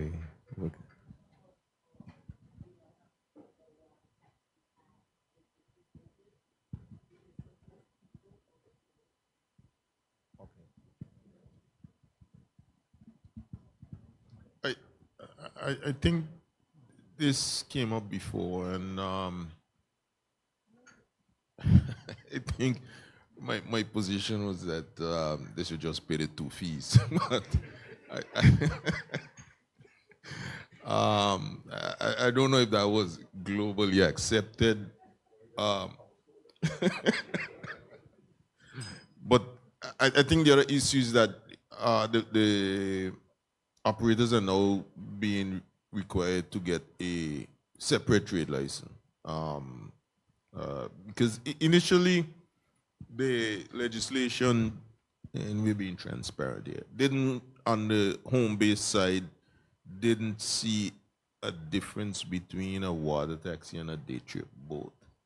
Because essentially, the boats that the operators use is the exact same boat they use for water taxi and they use for day trips in BVI. We did introduce 2 separate fees. So I guess it's for us to decide how we're going to handle it, Premier, if we're going to combine the fee into one, create one animal. It will still be the 2 fees added together. And whether or not they need separate trade licenses, that's a slightly separate issue as well. But it is something that we need to work out. Yeah, we might need definitions. Yeah. Okay.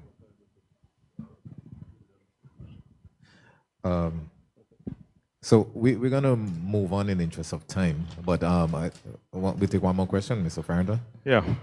Good evening, ladies and gentlemen, and of course to the panelists. I'd like to obviously commend you guys for obviously talking about the whole commercial vessel and all that stuff, the questions and answers. But I just want to get to the point, and then I could leave, and then you could answer that when the time comes. Any other business? My question is really this. As you very well know, and I'm addressing to the Premier, that at the end of, say, June, July, the insurance companies have the vessels go to the territory, most likely between Grenada, Trinidad, those places. And then you have the crew members coming back into the territory past the 90-day rule. Is there any legislation going to be fixed to address that issue? And yeah, that's pretty much it, my question. All right, I thank you. I have to go to the next meeting now. Have a good evening, ladies and gentlemen. Thank you.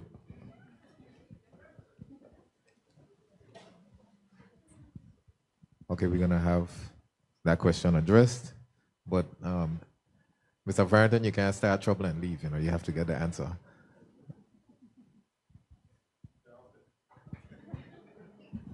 Good evening, everyone.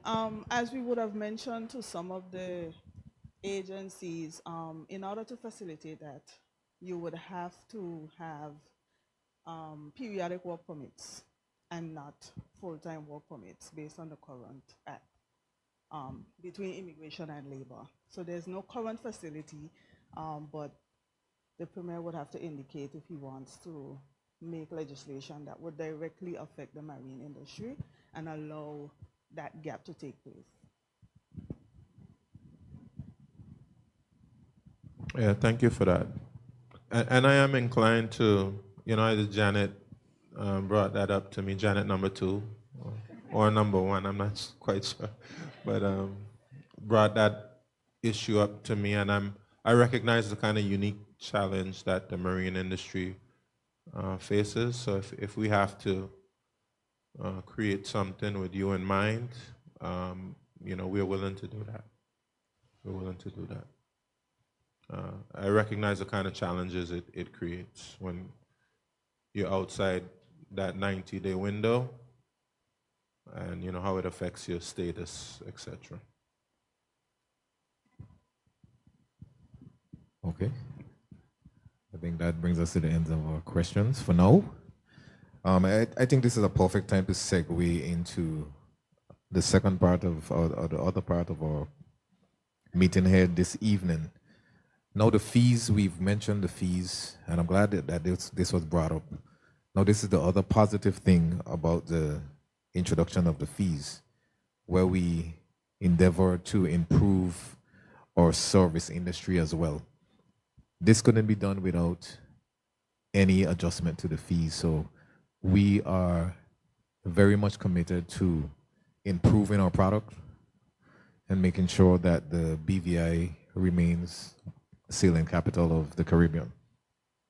So the Premier and his administration is very much in favor of us pushing and digitizing the marine industry. One of the key things that we have done is to try to digitize the CRVL process. In addition, we also listen to the needs of streamlining the cruising permit portion of that service as well. So what we have done in the past couple of months, we have had a CRVL portal in play and in testing phase for quite some time. And recently we have completed the addition of the cruising permit option to try to streamline these processes to make it a lot more easy. So one of the things that we are going to do is we're going to show a demonstration of some of the work that we've done. There's some key and new developments in the industry which we're very excited about in the spirit of digitizing the service. So I'll ask, at this point, I'll ask our tech to bring up the CRVL portal and we'll have a live demonstration of the new advancements in it. We'll come and just give us a quick demonstration of that so that we can just show everyone the great work that we've been doing, and we try to have this up and running and operational as quickly as we can.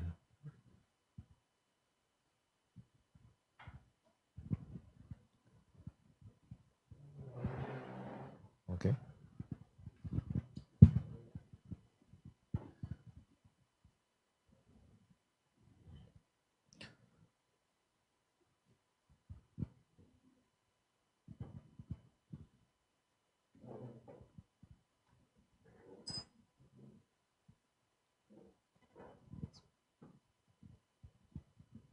Well, thank you, kind sir.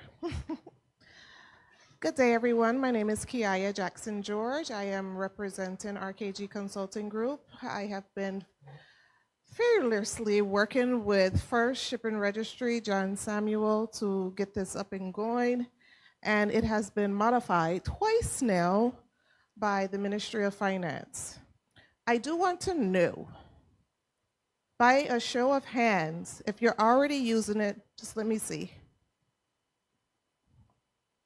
Okay. So when you get the weird emails from RKG, it's me. And sometimes you all would reply, and I would just forward it to their team. So if you're already using it, you're already noticing that there's a little bit more. Is this touchscreen? Okay. There's a little bit more going on. We have extended it to include, I do believe, every license that has been issued through the CRVL process.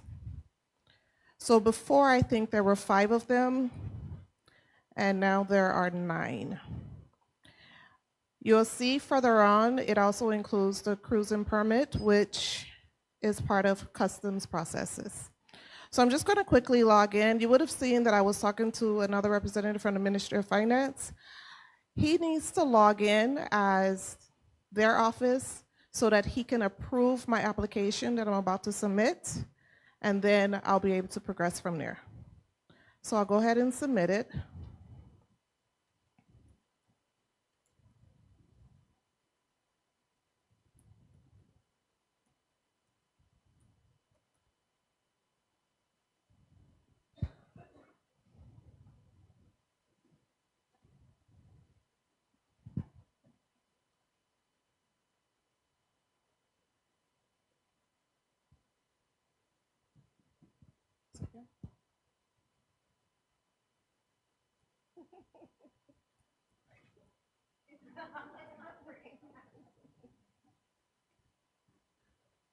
So this is not my computer. It's saved on mine. But I did WhatsApp the password to my husband, so that's what I keep looking at. So once you log in, this is what you're going to see. Pretty much the same thing that you've already seen. So one more thing that's a little bit different is I'm going to go ahead and choose home base. A lot of the fees are based on the lengths. So the second change that you're going to see immediately is you're going to see if it's based on the length of your vessel, then you're going to see that. And then you're also going to see the price right up front. Okay? So I'm just going to choose this 40-foot one. Now, I want to draw your attention to right here for length. There's a little question mark right there. And it clearly says here, vessels up to 40 feet. If I try to do 44, it is automatically going to take me down to something 40 or below. So I can easily do, I don't know, 30, and it will accept it. Now I'm just going to quickly put in some test data, which is a whole bunch of gibberish, so just give me a minute.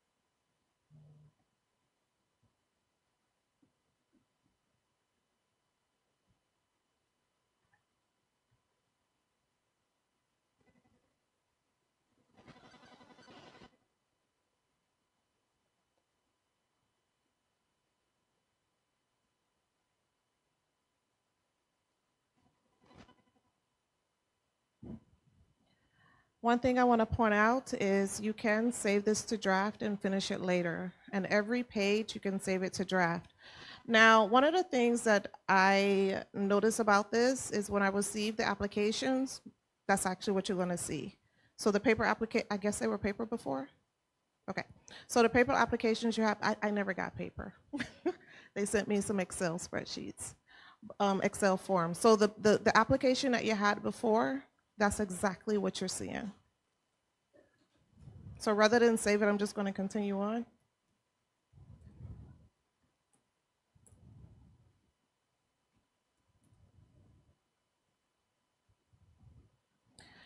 Whose computer is this? Yours? I need some attachments.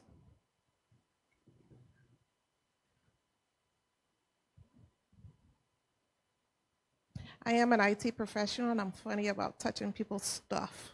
We don't know what he got. We don't know what he got on here. Okay.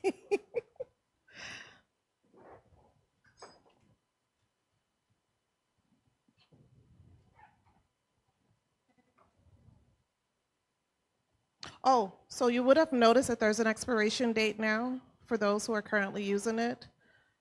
So things expire.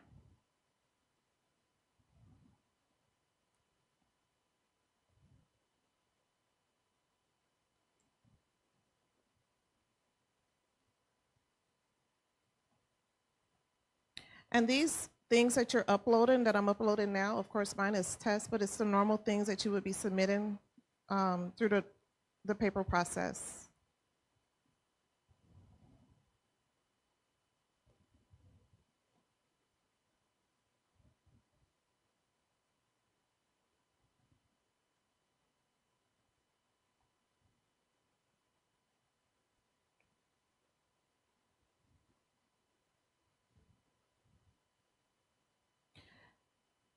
Right here where it says add more attachments, sometimes I do believe, and the CRV unit can, or Mr. Vanderpool can confirm, they would ask for additional documents, and that's actually where you would put this.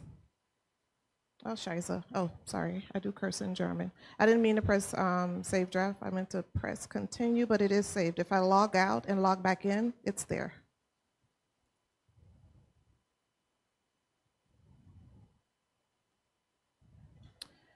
And then, as always, you can sign it and then submit it. Okay, if my handy dandy CRVL staff member would just go and approve my application.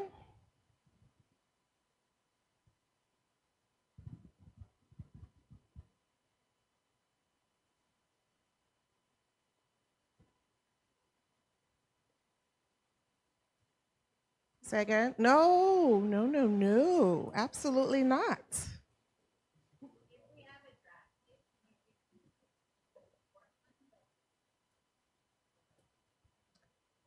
Currently, no.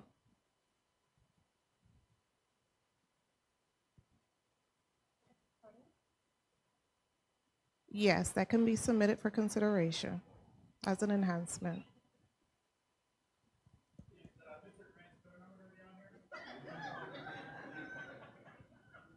Would you like for me to say it out loud right now? 5, it starts with a 5.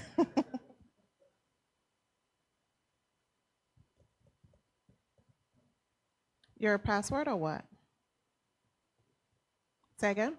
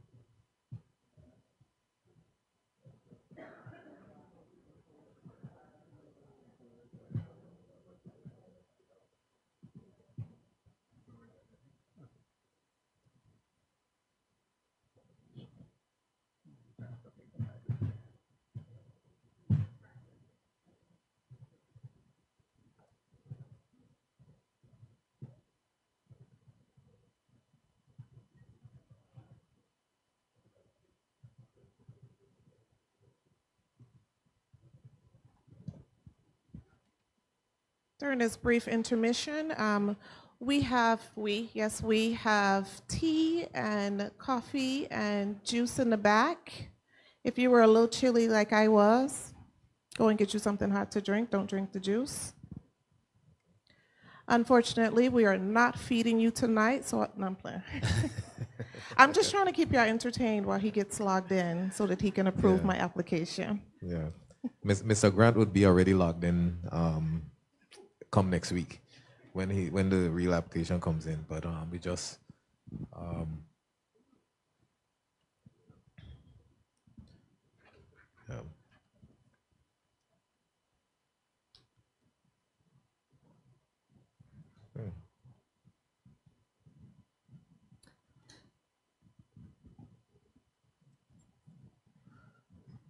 So as we stated on another one of the demonstrations that we're gonna show right after this one would be some indications for what we have for a draft QR coded handbook, which we're trying to, of course, make it a lot easier for easier access to CRVL processes, customs processes, immigration processes as well. We want to make it as streamlined as possible. It was a very productive meeting that we did have with the industry where that idea came up, and we are going to continuously work with you guys to get the suggestions to improve the product as best as we can.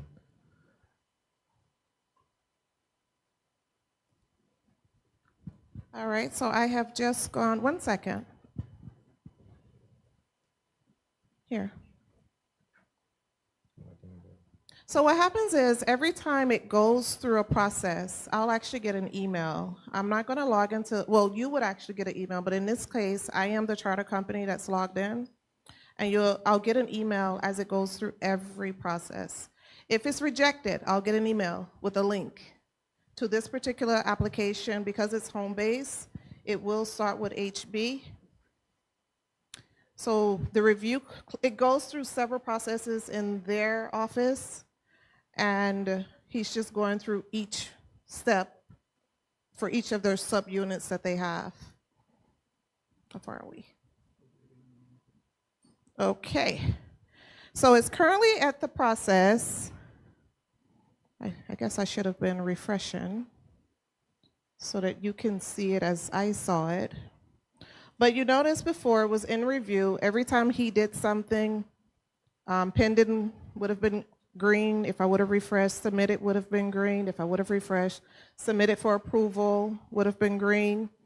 And once you get to submitted for approval, and that's actually the minister's role, once the minister approves it, now it's awaiting payment.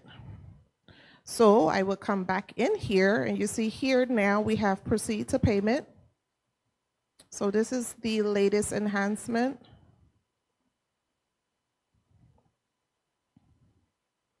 I have my handy dandy test credit card number. So for those viewing this live, do not use this number. It's not going to work.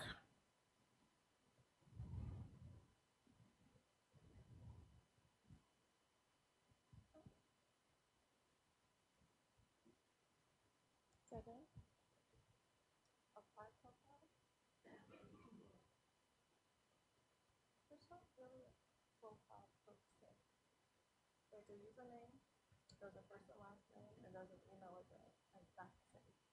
And then all of your applications that you put in before are saved. It did not reject my card. I have a black titanium card, thank you. It is the government's card, so it rejected your card. No, it didn't reject your card. For whatever reason, it's just not coming up.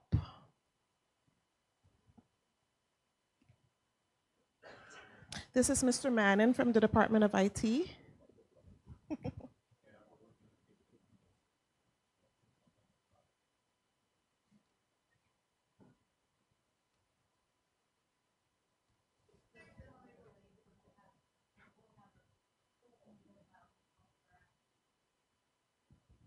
Yes, I don't know if you saw, but when I first opened it up, I had a bunch of just gibberish there. Some of them were awaiting payment, some of them were doing some other things. Your history is there, some other things that we've added. You can now edit your application. You're using it currently? Okay, okay. Before you couldn't edit the application, but you can edit the application now. As long as it's not approved, you can now edit. It does take it back to the very first process and has to go through the entire process over in their office, in the CRVL office.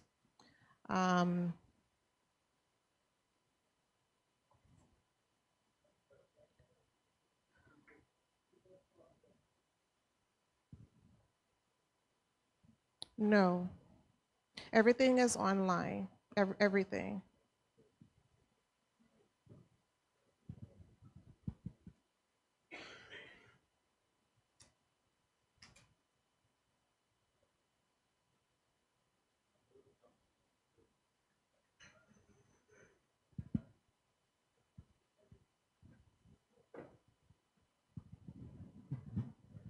They're still reviewed by a person, a live person.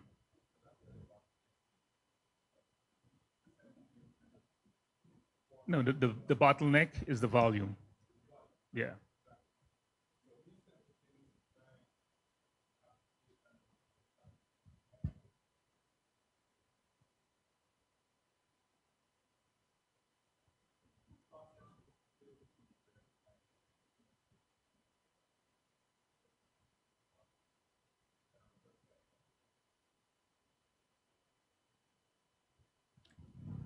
Well, some of the bottleneck was or is the process that when it goes after we actually approve it, is having the license actually physically go to the premier for him to physically sign it. And another part of the hold up is actually the payment as well. So the portal is going to handle all of that. It's going to be handled through the portal. Yeah.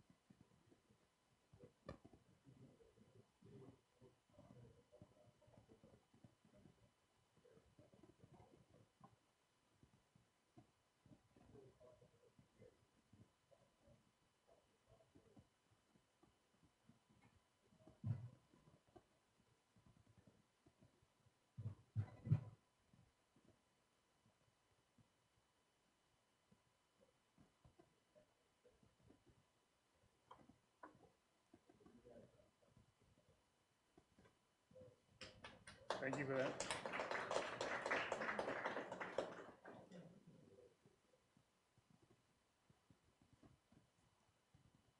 Okay, so I'm going to work with IT to figure out why the pop-up isn't popping up.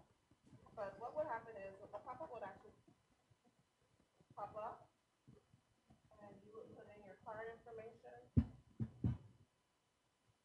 So I'm going to some of the ones that I recently tested with them.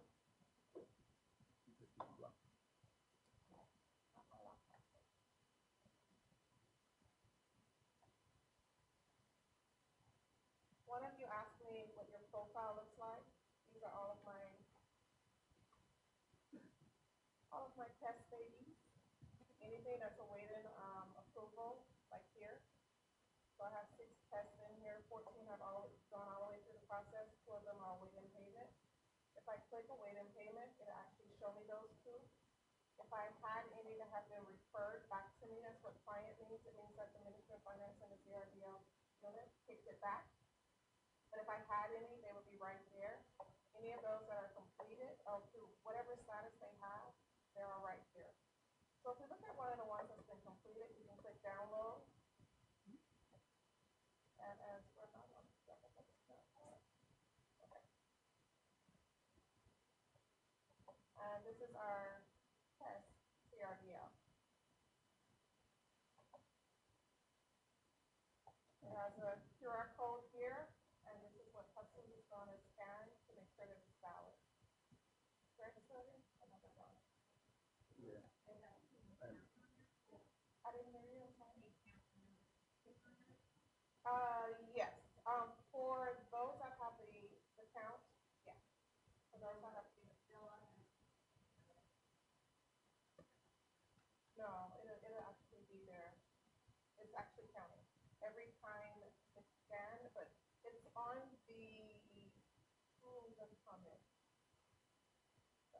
show you the cruising permit now. Yes. Yes, this QR code here is what customs would scan right here.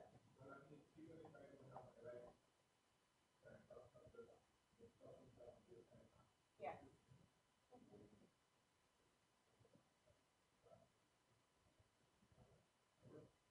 Yes, that is one of the enhancements for customs to have access and able to query it.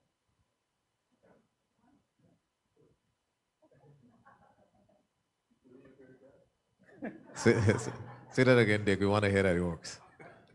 Okay, it works. Okay, good. We got that on camera, right? Okay. Yeah, titanium, black titanium, black titanium. The guy in the blue shirt was first, and then the lady in black by the camera, and then the lady here in black. So the guy in the blue shirt in the back. Okay. Which blue? He had his hand up with the yes, you. Okay. It's Greek, yeah. Oh, okay. For foreign-based day charter boats, historically, we've had to come over in person to pick up the CRVL. Is this going to allow us to print it in territory, or do we still need to come over into the territory and pick it up physically? I can't tell you what you're supposed to do. I know that this is all online, and it could be printed. Now, what you're supposed to do with it, I tried to give the mic back to Gordon, and he would not take it. But yes, you can. Everything here can be printed. I am a paperless company. I always say don't print. It's a PDF. Save it to your devices. They can scan it from your devices. Let's save a tree. Thank you. No problem. Yes, ma'am. Okay, thank you. Very important. What is the process to migrate the information if you have already CRVLs into the system, if the database is already created? If you already have an account, are our old or existing CRVLs going to populate? So you were playing with it before. That is live test data, and we are going to migrate all of it. Hi, I think my question is not directly relevant to the system, but it could be. But sometimes if a charter gets canceled for mechanical reasons, or if the crew is unavailable, and we've already applied for a new CRVL, if it's the foreign-based restricted, for example, is there any way that that could be moved to another charter in the future, or do we lose that with the charter? I know currently, I think the way it works is that we lose it, but is there anything in the future that could maybe allow that to be transferred to a future date to cut the losses of the owner? And sorry, CRVL I meant, yeah. Should I say? Well, the CRVL above the 7 that are included in the foreign-based limited, the 2B, 2A, sorry. Is that clear? Yeah. Yeah.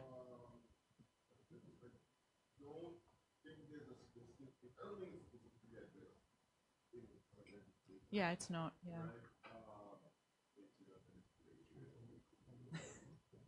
But I think it's something that should be submitted for consideration. Okay.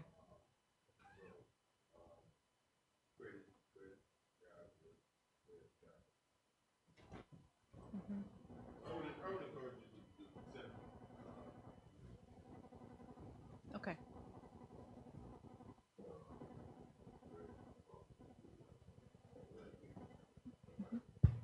Okay, thank you.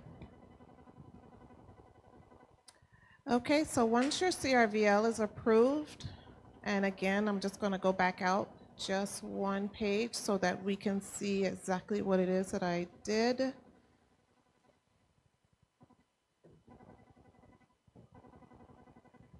Anyone that says download, you can also go ahead and do your cruising permit. You click buy cruising permit. Put in your start date. your end date. Captain, if it's crude or if it's a bareboat, and you get your total. Oh, and upload your contract, which is always an act. Not really.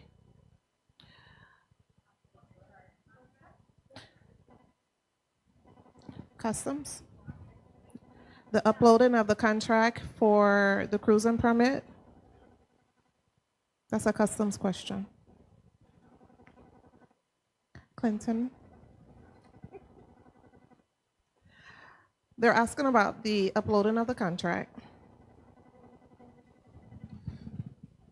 So we need some sort of verification to say that we're doing a charter from this day to this day without someone just saying it to us. We have a contract or some other document that would say this is the duration of the charter.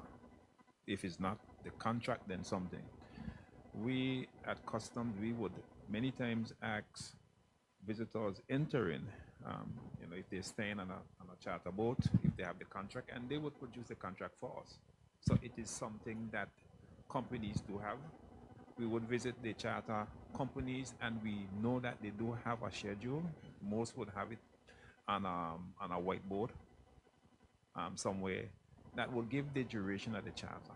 So we are asking for something tangible that we could upload to say the cruising permit is prepared based upon this particular contract, this particular agreement, whatever it is.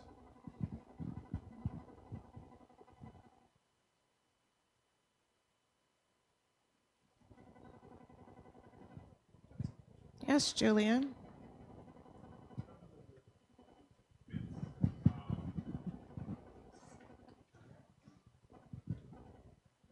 So just in terms of the cruising permits for day charters, so this system will allow a day charter business to purchase cruising permits for each day charter as they need them, without physically having to go to the ports to do that. Is that correct? Yes. Okay. And so I know the current kind of rule is that the captain has to have a copy of the cruising permit or the physical cruising permit on board. What will the captain have to verify that he has a cruising permit? There's a receipt that will be generated? Well, I haven't gotten to that part yet, but the actual cruising permit, the way it looks right now, will be presented, and it has a QR code that's been added that Customs would then scan, but I'll let Customs answer you on what you're supposed to be carrying versus what you probably may not have to. So you understand the carrying of the cruising permit is embedded in the legislation. So we're looking at also digitizing the actual cruising permit. So you have a digital version. Everything is going digital. Remove the paper, you have the digital.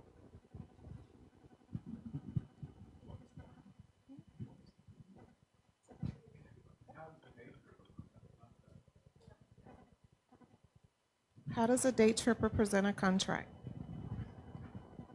The tripper had to charter the boat, had to rent the boat. There has to be some sort of agreement. Somewhere it exists. Okay. Would like a receipt or something work? Yes. Yes.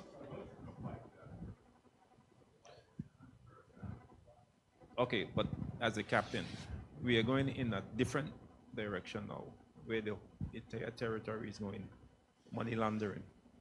So you have a boat, and you're saying you're chartering the boat, and there is no receipt.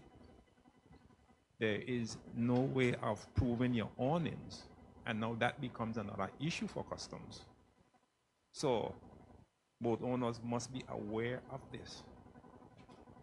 I hope that answers your question. Yeah, I know. They don't have a contract. Okay.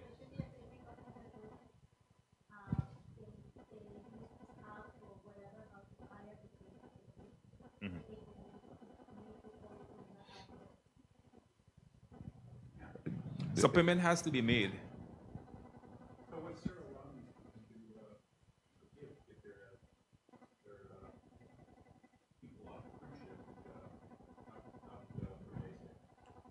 What are they going to use?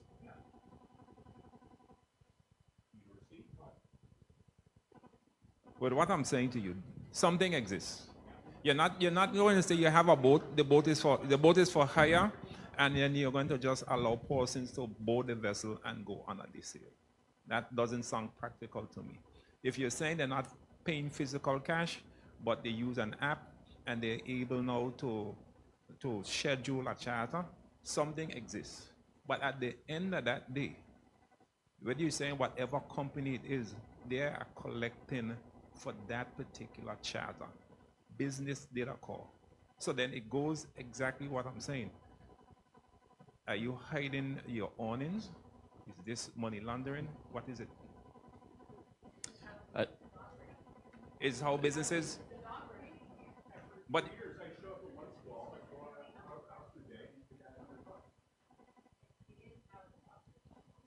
so I really don't want to go further into this conversation, because if you're telling me this is what's happening, then we're going to look in a different direction.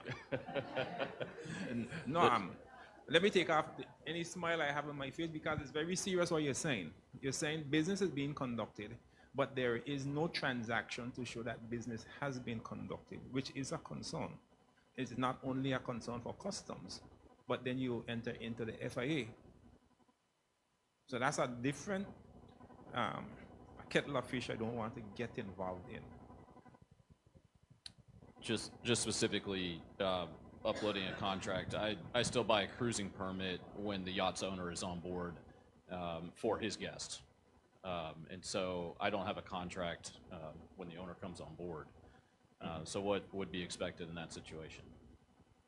There is no contract, but there is an exchange of funds. You're saying that the friends are not paying? No, sir. There's no exchange of funds, but I do buy cruising permits for the owner's guests, the yacht owner's guests. Okay. So accounting-wise, what would happen? And this is the nuts and bolts of it. Money has been exchanged. Money has been spent with customs.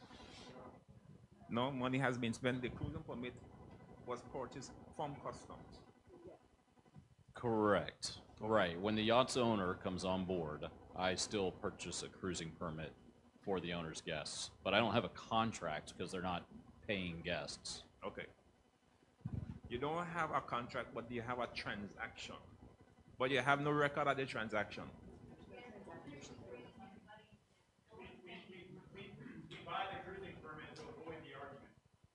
Okay. So I'm not going to try to figure it out here. I get the issue. It's now a matter of trying to brainstorm and find a solution to the issue. I won't be able to do it right here and now. Sure. Okay? So just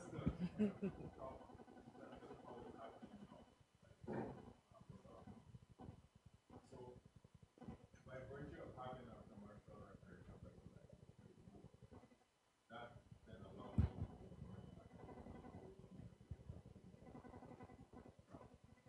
so how it works right now? The vessel has to have a license. Once the vessel has a license, so we are not presenting that contract evidence at the time of purchase. Beyond how many people. So in my view, the digital version of should replicate where you are licensing the business that you're asking for to be permitted. And once you can demonstrate how many people that's what's happening now in real practical terms when you go. So I don't know that the actual copy of the contract is necessarily considering how it works.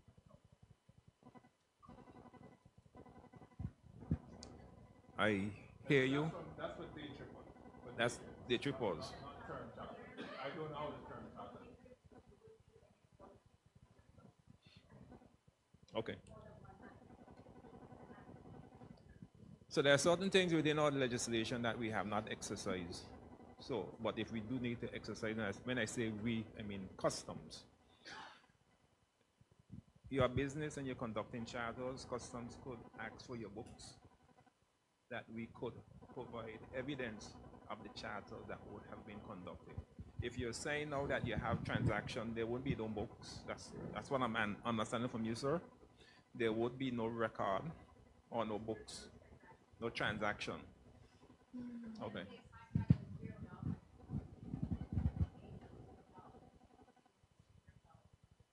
The owners wouldn't pay, but the friends of the owners would pay. No?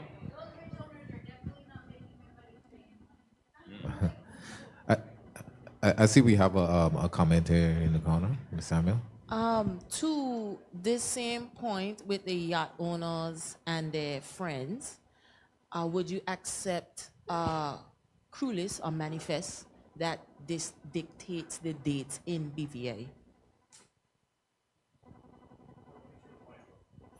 Oh, a picture of the... I don't know if you're doing that. No. A stamped, No. seal, signed by the captain. These are the dates in BVA. Okay, so Johnson, he explained what happens now, right? And really that for a particular class of boats, category of boats, right? But we are aware a majority of the boats that would do charters in the BVI, they do have contracts. And this is the question, this is the reason why we are saying if a contract exists, then upload the contract. It verifies the cruising permit. Okay, it verifies parsons, it verifies time of the charter, all of that. And that's the information that we are asking for. Can we make the upload optional?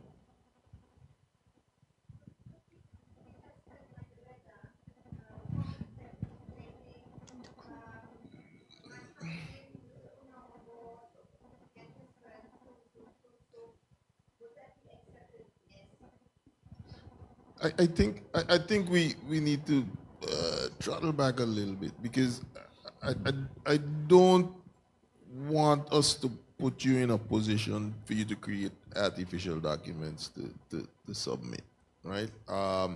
And if the industry is not operating in a particular mode, then I think we need to reconsider perhaps.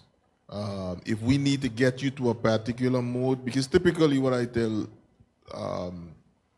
Shipping and Maritime Authority, whether you believe it or not, is that you have to give notice, you have to give lead time, you have to educate the clients on the requirements.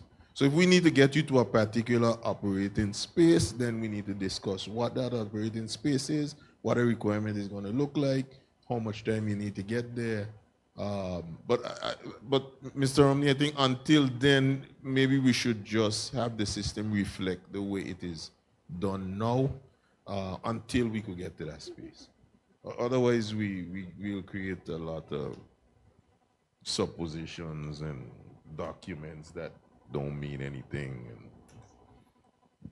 Thank you for that point, Mr. Samuel. So what we're going to do, we're going to look at this proposition internally, and we'll get back to this body or any similar bodies with what a decision would be, with how we would deal with that particular concern. So any other queries? One more question on the cruising permits, specifically for foreign-based day charters. Right now, the cruising permit is procured when we check in at the port, correct? Are you saying that with this system, we now need to go in and purchase our own, or apply for our own cruising permits for every trip that we run, or are we still going to be obtaining the cruising permits from the ports when we check in and out? We could do it both ways. The idea behind this is for local boaters. So Yeah. persons visiting from the VSVI, they would still require to come in and get the physical cruising permit. Okay, that's what I assumed. Thank you. Okay.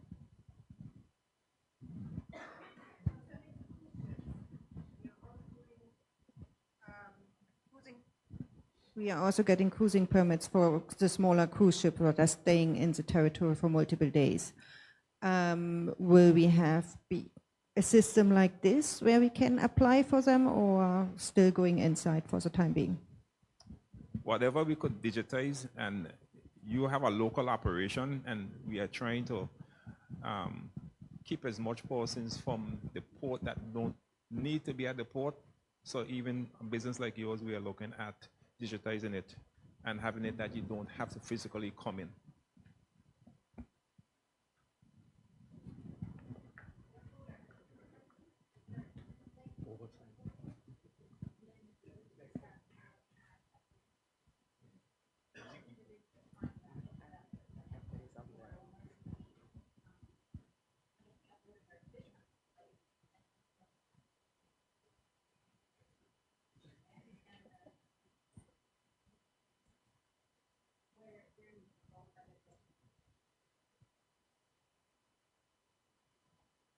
I think the key particulars in relation to the cruising permit is number of passengers by number of days, right? So that is really what they're trying to lock down, to verify that you're paying the correct amount based on how many people you have on board and how many days you're out for. So I think that's. But as the FS said, we will think about it some more and see how we can. One last thing before to understand the industry. The industry has bookings, and we'll hear for 2027 season there are already bookings. So this is not, it's not all segment of the industry would have walk-ins that there is no contract. But for the majority of the business, there is some document that exists to show that this transaction happened. But we will revisit it. My last question is, what is the time frame we should apply online? Because when I walk in, I get it in like 5 minutes. So if I want to use this system online, how far in advance can I apply, and should I apply to get the response back? The cruising permit. I just pressed continue. The payment thing did eventually come up, so I just pressed continue. And you see here it says transaction completed. Close this window, and it's right there. But that's still during business hours, right? No, for this Yes. is online. It's available 24/7. No, so nobody reviews this application for the cruising permit. For the cruising permit. So the cruising permit is what I'm asking. No, there's no review process.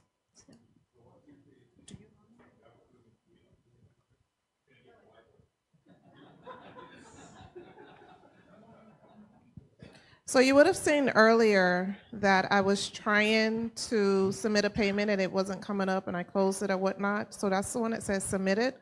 The one I just paid is the one that says paid. We can view that, click download.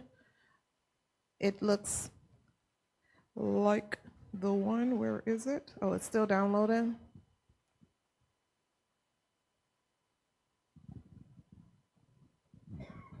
It's your beautiful one that you have currently with a QR code.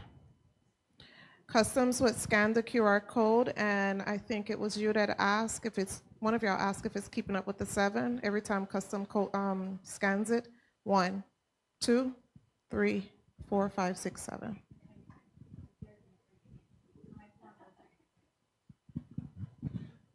So the idea behind of this is we have heard the cry of some of the charter companies. We are located here, we have to travel this distance just to physically be in a custom building to get a cruising permit. We can't accept walk-ins because somebody walked in 7 o'clock in the morning. We need a cruising permit. Custom isn't open until 8:30. So this is more of a practical solution to address those particular boaters. But we want to capture all businesses in the British Virgin Islands, all boaters in the British Virgin Islands. Yeah, let me just say something as well. Obviously, on the cruising permit side, there's some things that need to be worked out. So your feedback and your questions are important to make sure that we can actually go back and work out some of the kinks in how the system is going to operate. So this feedback is valuable. We appreciate it, and it's going to help us. It's going to assist us in making sure we have something that's practical and workable. Okay. Just a couple of things to note. Cruising permits for one CRVL license cannot overlap. So earlier I tried to resubmit the one down here that's not paid, this one. The second one that says 07 April 2026. I just chose that again, just randomly, and it gave me a message that says that they can't overlap. But otherwise, every permit that you would have gotten will show up here. And when it expires, you'll get an email that lets you know that it's expired. If there's nothing else from me. Well, there was some more software questions. Oh, sure. Yeah. Software, right? Yes, software related. One thing that would be really helpful is to have prompts before people begin on if this is applicable to them. Because you may have just a bombardment of questions from people that aren't qualified yet to even apply for a CRVL. So I would just encourage you to have a prompt or your licensed business, ... And then the other thing is, I just want to put out there, please have in there an option for being able to delete duplicates as well as archive a whole bunch of old ones. You were working on this before, right? Yeah. Archive is there. Okay. Let me show you. That is a new request. Okay. And so archive, where is it? Oh, well, I have to do one that's not approved yet. I don't have any approved. Okay. Well, But the archive is there now. Okay, awesome. And then my one question about the software is cybersecurity. Dealing with data, financial data. What do you guys have in place to protect credit card information? Good evening. My name is Kamari Manning. I'm a lead data and security analyst in the Department of IET. And as it relates to credit card information, none of the information is housed. It's housed in a way. Sorry. First off, we are following the standards that apply to credit card payments, and your data is well protected. We have multiple layers of security as it relates to cybersecurity within the government. We follow the approach of defense in depth, so there's not just one measure. I can't go into all the specifics as it relates to the cybersecurity, but just know that the payment platform is something that we are launching across all of government, and we've done extensive testing as it relates to payment and credit card information. Your data will be secured. The reason I handed the mic to Department of IT is they gave me what I'm supposed to use, and as you can see, a pop-up comes up, and at that point, I'm just using what I'm given. So is that a question for me or a question for customs? Probably both, actually. As a bareboat company operator, we're given like 30 cruising permits ahead, as you know, because we might have 20 starts or 30 starts over the weekend or whatever. So what will we do? We normally don't issue cruising permits, so all the customers are there and we've got the right number of people. So what will we do if that site goes down on a particular weekend and we haven't got any cruising permits that we can give out to our customers who are leaving the dock that day?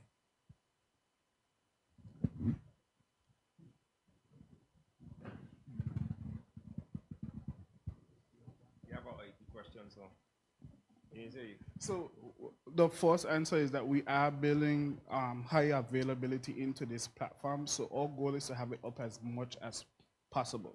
However, things do happen, and I'm sure customs and the CRVL would have a manual process to circumvent if there is an issue that comes up.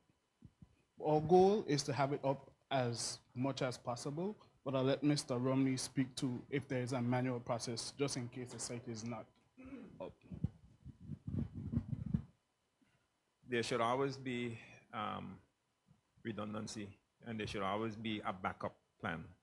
So even if there are limited numbers of cruising permits that we would issue to your company in the event of some sort of downtime with the system, that would be the solution for that.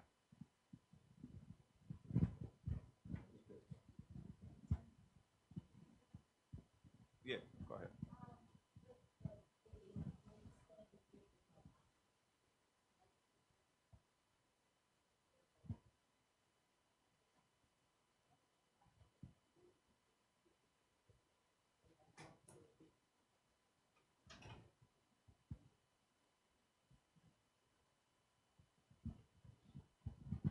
I do apologize for that confusion. It's based on time. Time. So if you have 2 in a day, one ends at 11:59 and the other one starts at noon, that's the overlap. That's what I understand, that the contract has date and time of the charter. So on that discussion, we sometimes have crew that take a boat for, let's say, a week. They've got people on there for the whole week, let's say 3 people plus a skipper, and then they've got 2 more crew coming in halfway through the week, so that's 2 cruising permits. There's an overlap. Describe that again for me. I have a crew come in, say 3 people. They've taken the boat from the 1st to the 7th. In the middle of the week, they have 2 more people coming in from the 3rd to the 7th. That is an overlap. At the moment, we do 2 cruising permits. Okay. I'll have to look into that one. Okay. The time factor came in from the industry. There was feedback from the industry as to what is a day. And there was back and forth with customs and the industry as to what is a day. So this is why we came up with that time to be fair in the application of the cruising permit for all. It's not just customs, time is time. The scenario that you presented, I'm thinking on your submissions, and I'll go over and I'll review different submissions that we would see from the industry in terms of what you just presented to me, because we try to feed Ms. George with all the information and all the different scenarios we could think about. So this is probably one of the scenarios that we would have missed, and this is the reason why we have engaged you all here, that whatever we miss, we try to capture and get in the system. You sound a bit peculiar, but I'm sure the brains here can get it worked out. This is something we have maybe 2 or 3 times a month. 2 or 3 times a month? Yeah. Okay. All right. I would communicate with you, and I would bridge with Ms. George to see how we could best figure this out and incorporate it here. You don't want to pay us for 5 days. It's the client that pays, it's not us.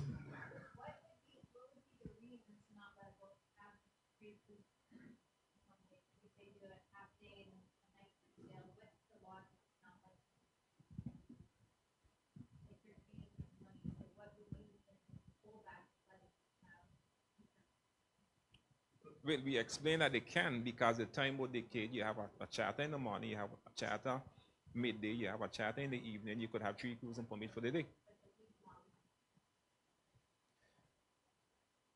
Again, it goes back to the contract we spoke about.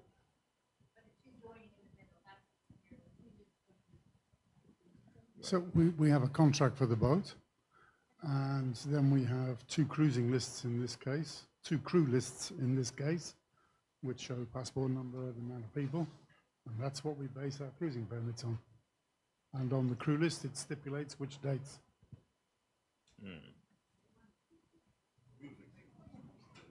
Okay, so we'll look into that in that matter. We made a point of that one as well.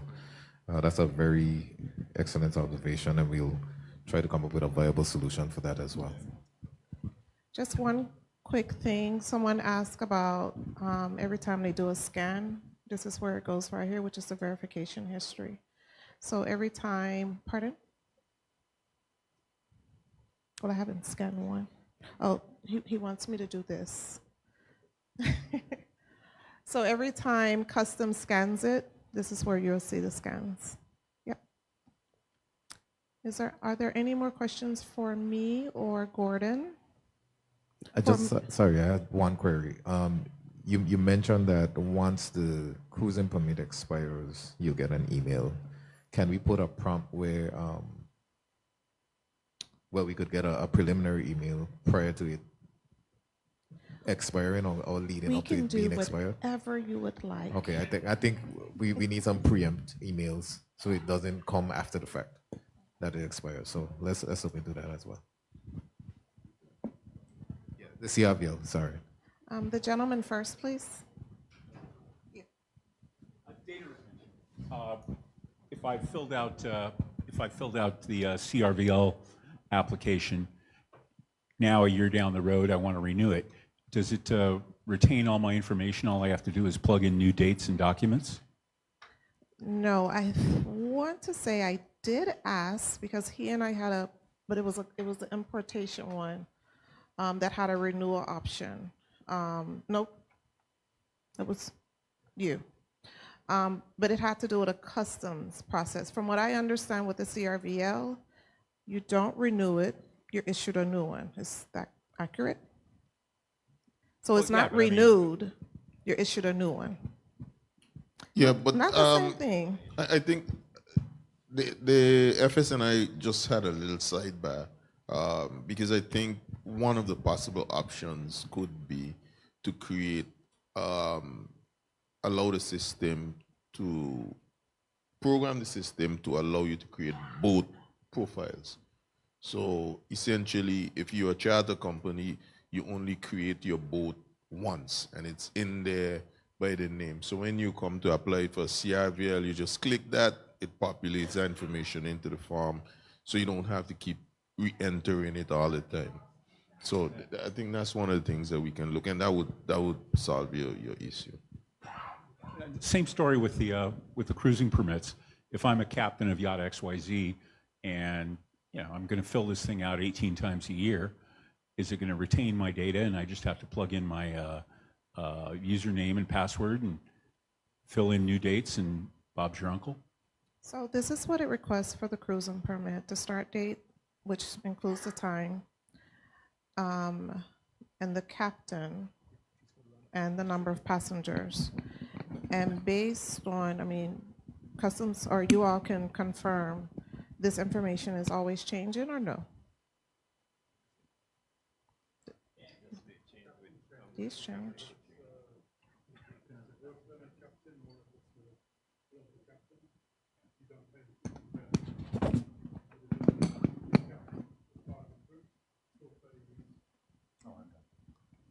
So there are the two options here for the bareboat and the crude, and so that's where that comes into play. But currently, no, you would have to re-enter in the captain. But when the Minister of Finance gives me a request, I develop it.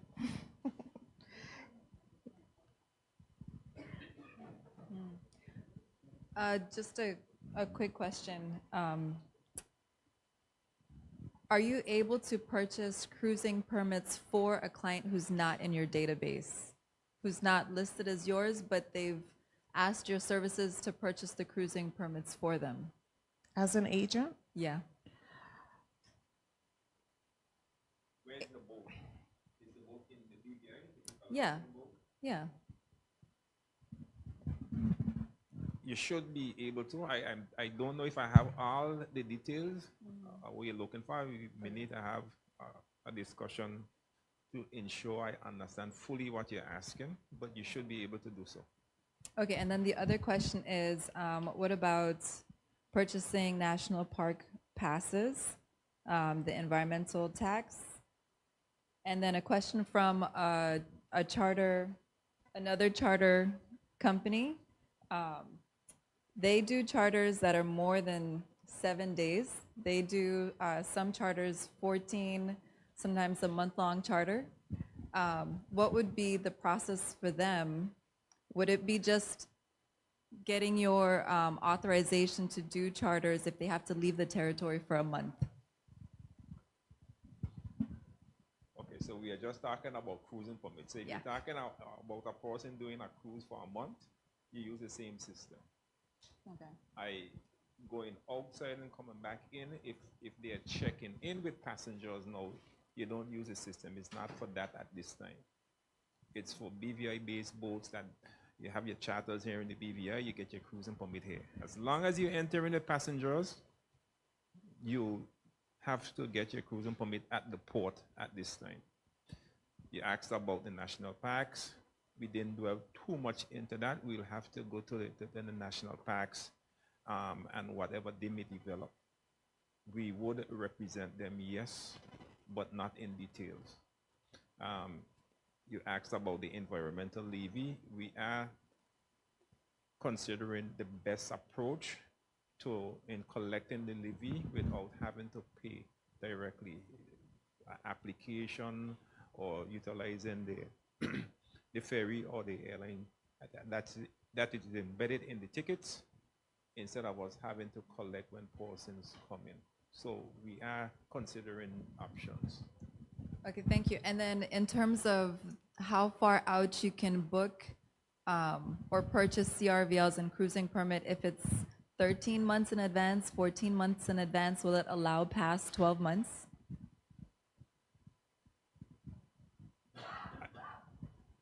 I wouldn't answer that at this time. That hasn't been tested. And again, I would have to ask for the contract, okay? Because that would answer it if you upload the contract and say you have a contract. 12 months out to do however much, whatever time frame.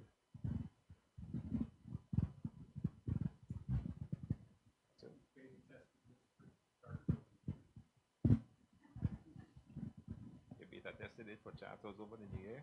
He's saying it's going to be really busy.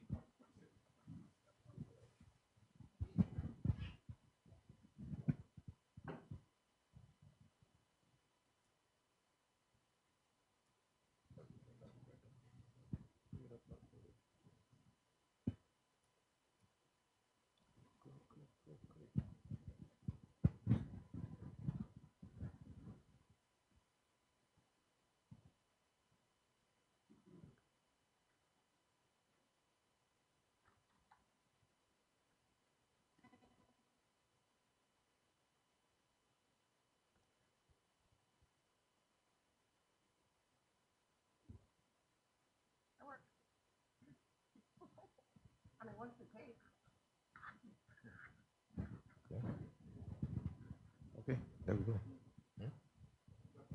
Okay, so I think that we. Oh, where is that? Okay, one more, Sabrina. Thank you. What I understand presently is that it's only for boats, what I hear, in the territory. What is like with boats, what are coming in? Is there a near future as well, like for us, the mega yachts? I mean, it would make a lot of a health sense to do everything on the system instead standing there by customs in front of them, having the cruising permit completed and so on. We have considered that, but the challenge there is that you have a vessel that's not in the territory, person that have not been landed by immigration. So how do we handle something like this? So it takes some more time in developing and ensuring that we are doing things within the law. Again, person may not even make it to the BVI. Do we refund? We would say it's non-refundable. So it's a bit more to do.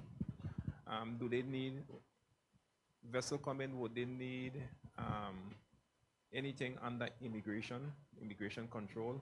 So there are some issues that we have to overcome, have some answers for before we venture into extending this outside of the BVI right now.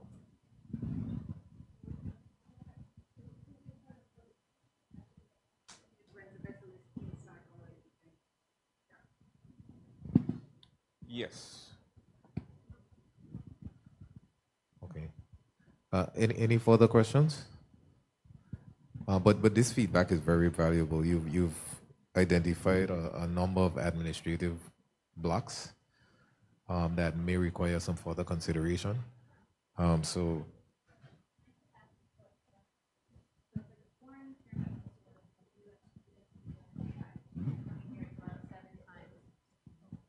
It's allowed to come 7 times.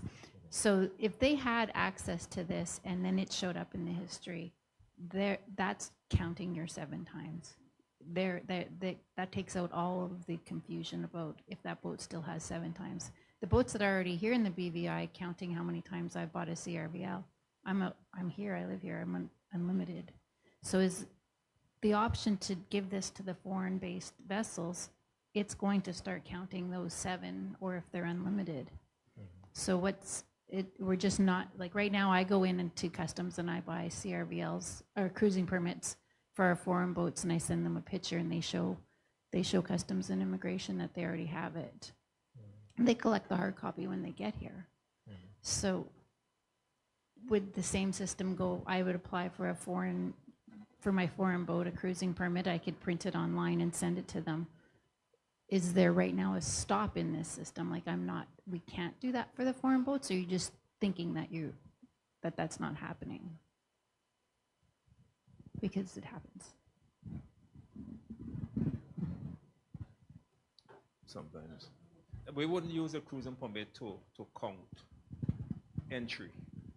We would use sail clear now to count the entry of a vessel. Because the dialogue here said that sometimes the captain of a vessel, the owner of a vessel, charter vessel may come and use the vessel themselves. So they would not require a cruising permit. But they do require to land. And our sail clear system now would capture that entry information. So that's So you're what we capturing use. it on sail clear? Yes. I mean, if as a client, I say to you, if you want the added convenience of buying the cruising permits, non-refundable, at your risk, and you accept that, I mean, I would think that in the spirit of making things more efficient, then I would say, okay, you want to take the risk, take the risk. If your client doesn't come, if he doesn't get cleared in, then you don't get your money back. You understand the risk, you chose to do it that way. And, I don't know what you think about that. This is funny. How are you going to charge the sunshine tax if we do them online? Because when we get there, sometimes you have to pay because you're early or you're late. So this way online, it's always going to be, we call it the sunshine tax.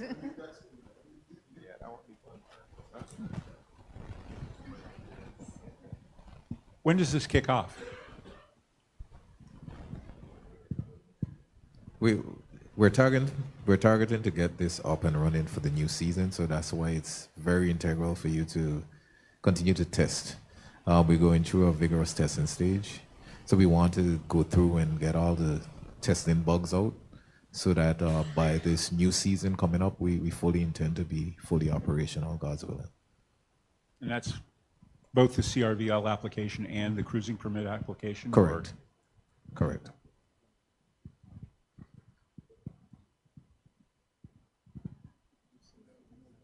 Mr. Romney? Mr. Romney. Could I suggest that when we come around to Boat Show next November, somebody be prepared with a tutorial for the captains when they're all gathered in one place? I have my officer in the back for that. No, I have my officer in the back right now. Okay. Designated to go to the boat show. Once I receive the invitation, he will be there.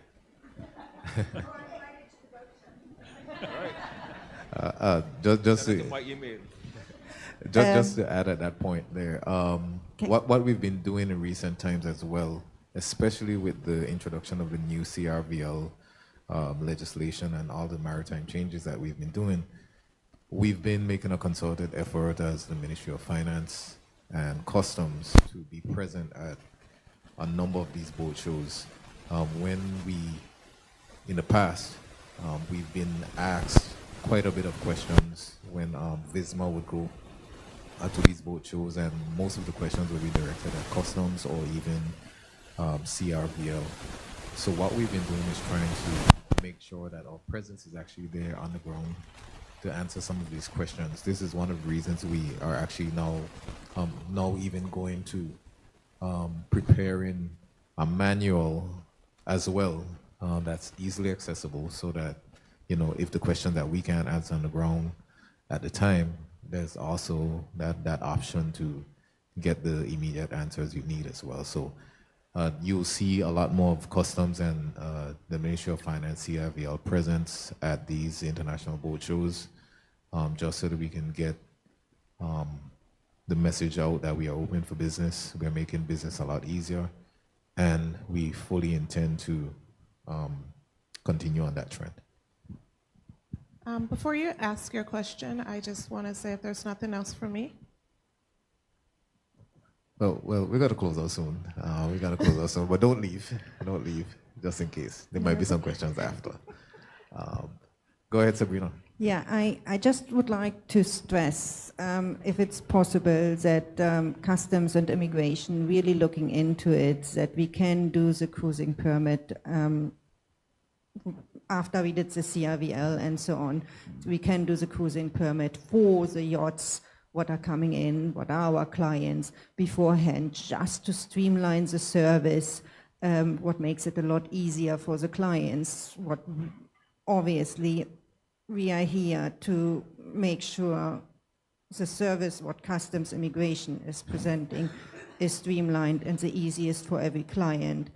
So if it can be looked into, it would be really appreciated that we can do the cruising permit directly before the vessel enters. Okay, thanks for that, Sabrina.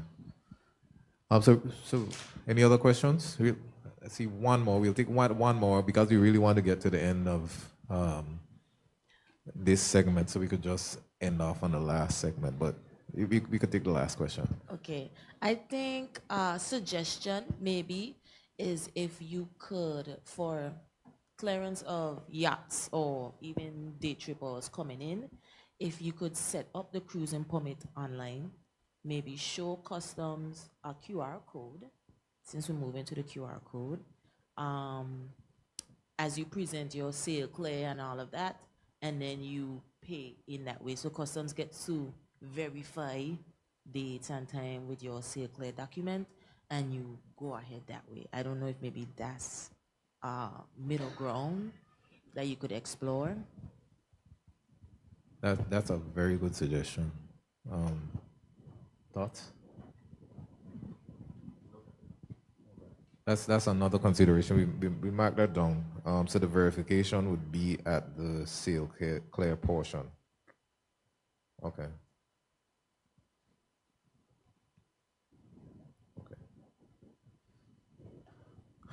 Okay, so we are going on to the last segment, or one of the last segments of this evening.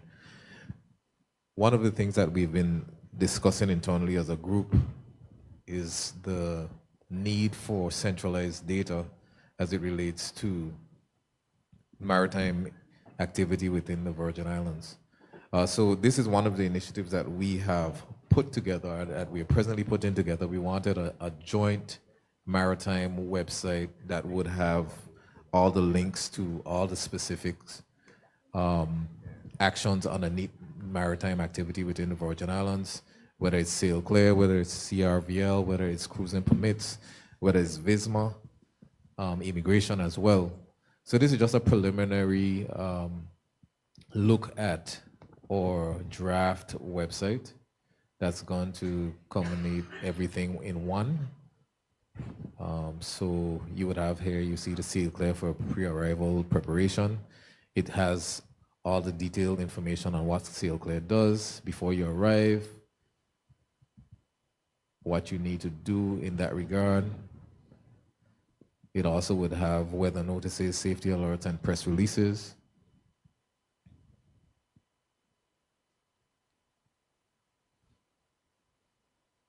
We also have a slight part for ports of entry. details of each port of entry. It has a step-by-step process on how to clear customs. So this was basically one of the things that we got out of that meeting with you, Dick, where we wanted to put a manual together. So we hope that this does start to cover some of the things that you wanted to see. So we'll be sending this out for some comment, so that we can get some feedback on how we can improve it. Now, of course, this one, it now goes to the CRVL portion, where it highlights the fees, cruising permits, other fees as well. So we try to put everything and all this information in one area so that it's easily accessible. You have your yachts characterizations.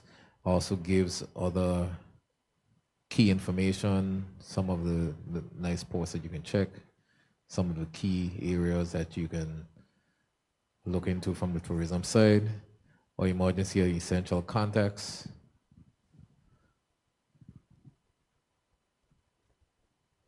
Or VHF radio channels as well. And of course, they'll have a contact directory. So this is a bit of the direction that we want to go into in terms of making sure that the information is easily accessible. We'll try to get this information out and your valuable feedback.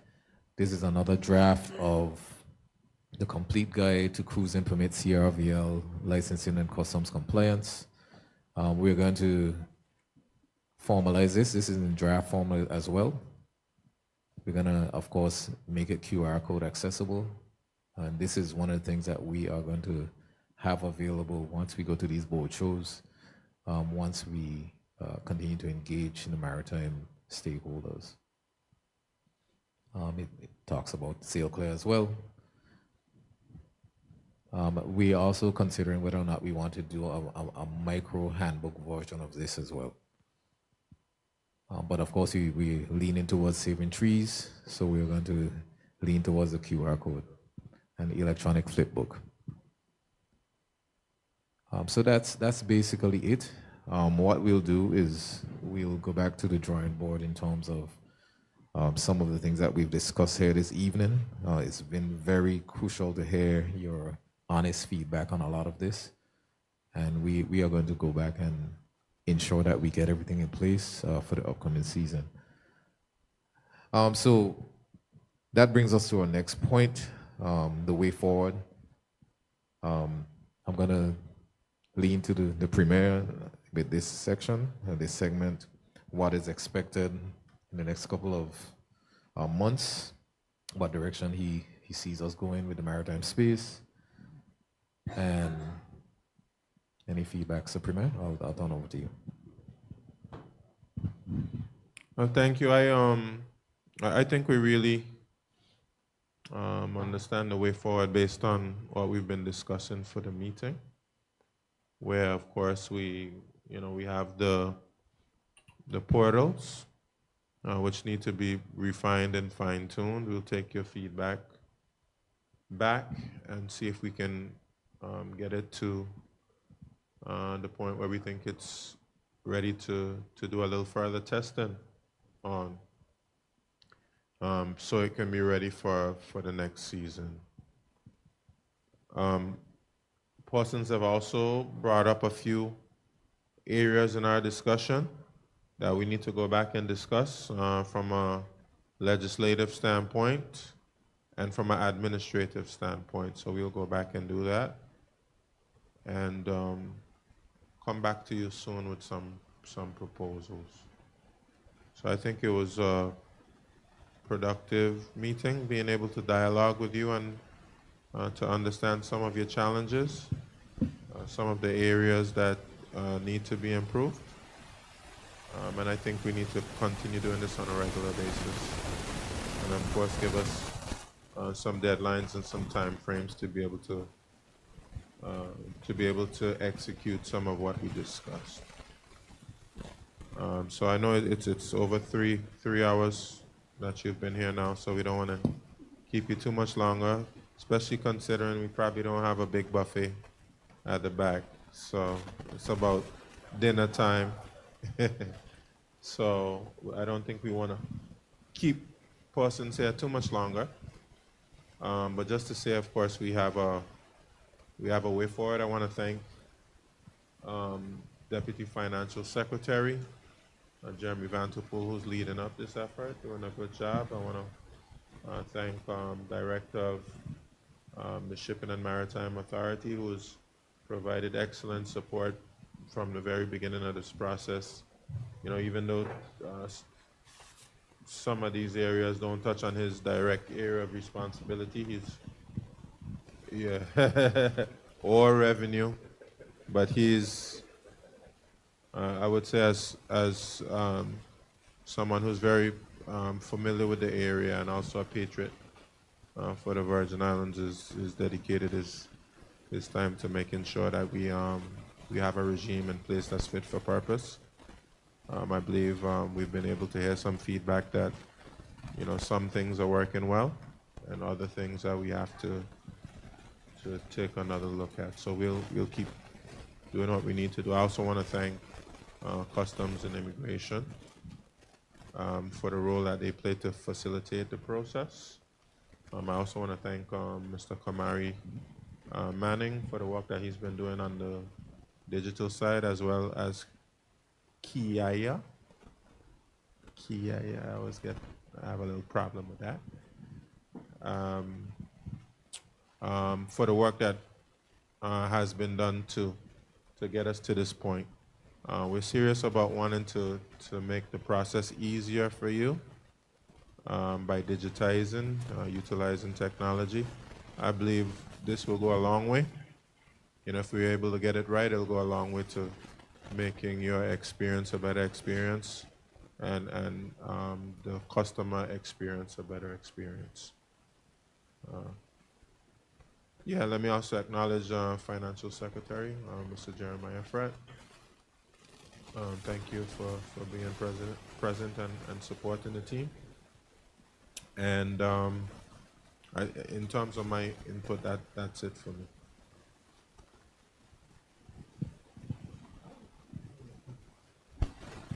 No,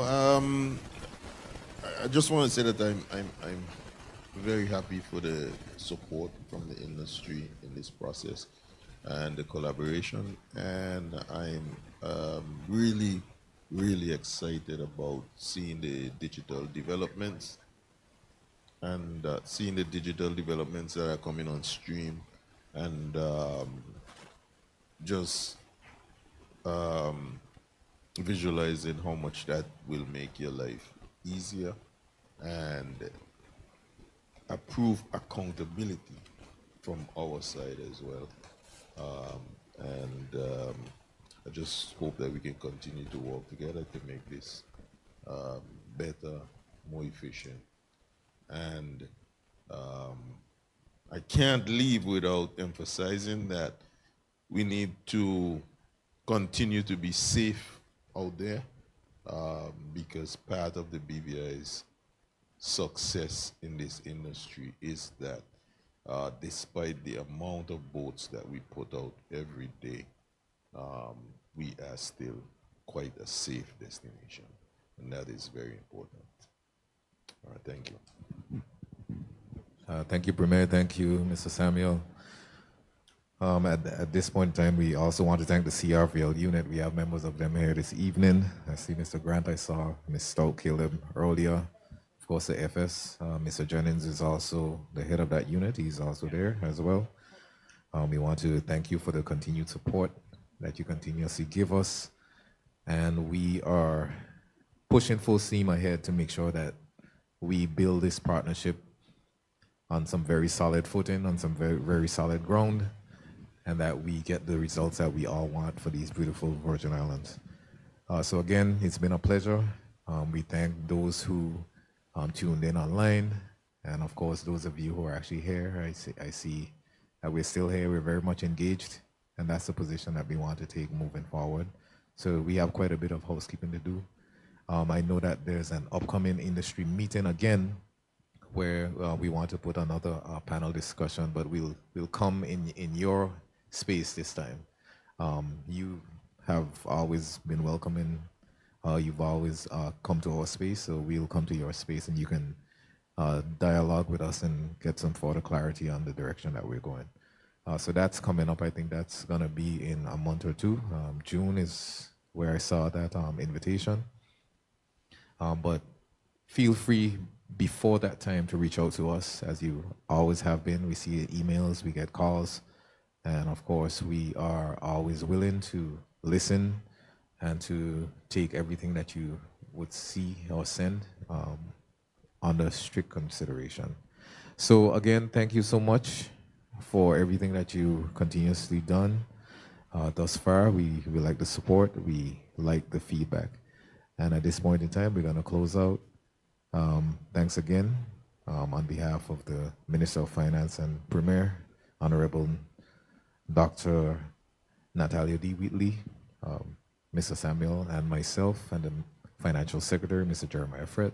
Thank you and have a safe and enjoyable rest of the evening. Thank you.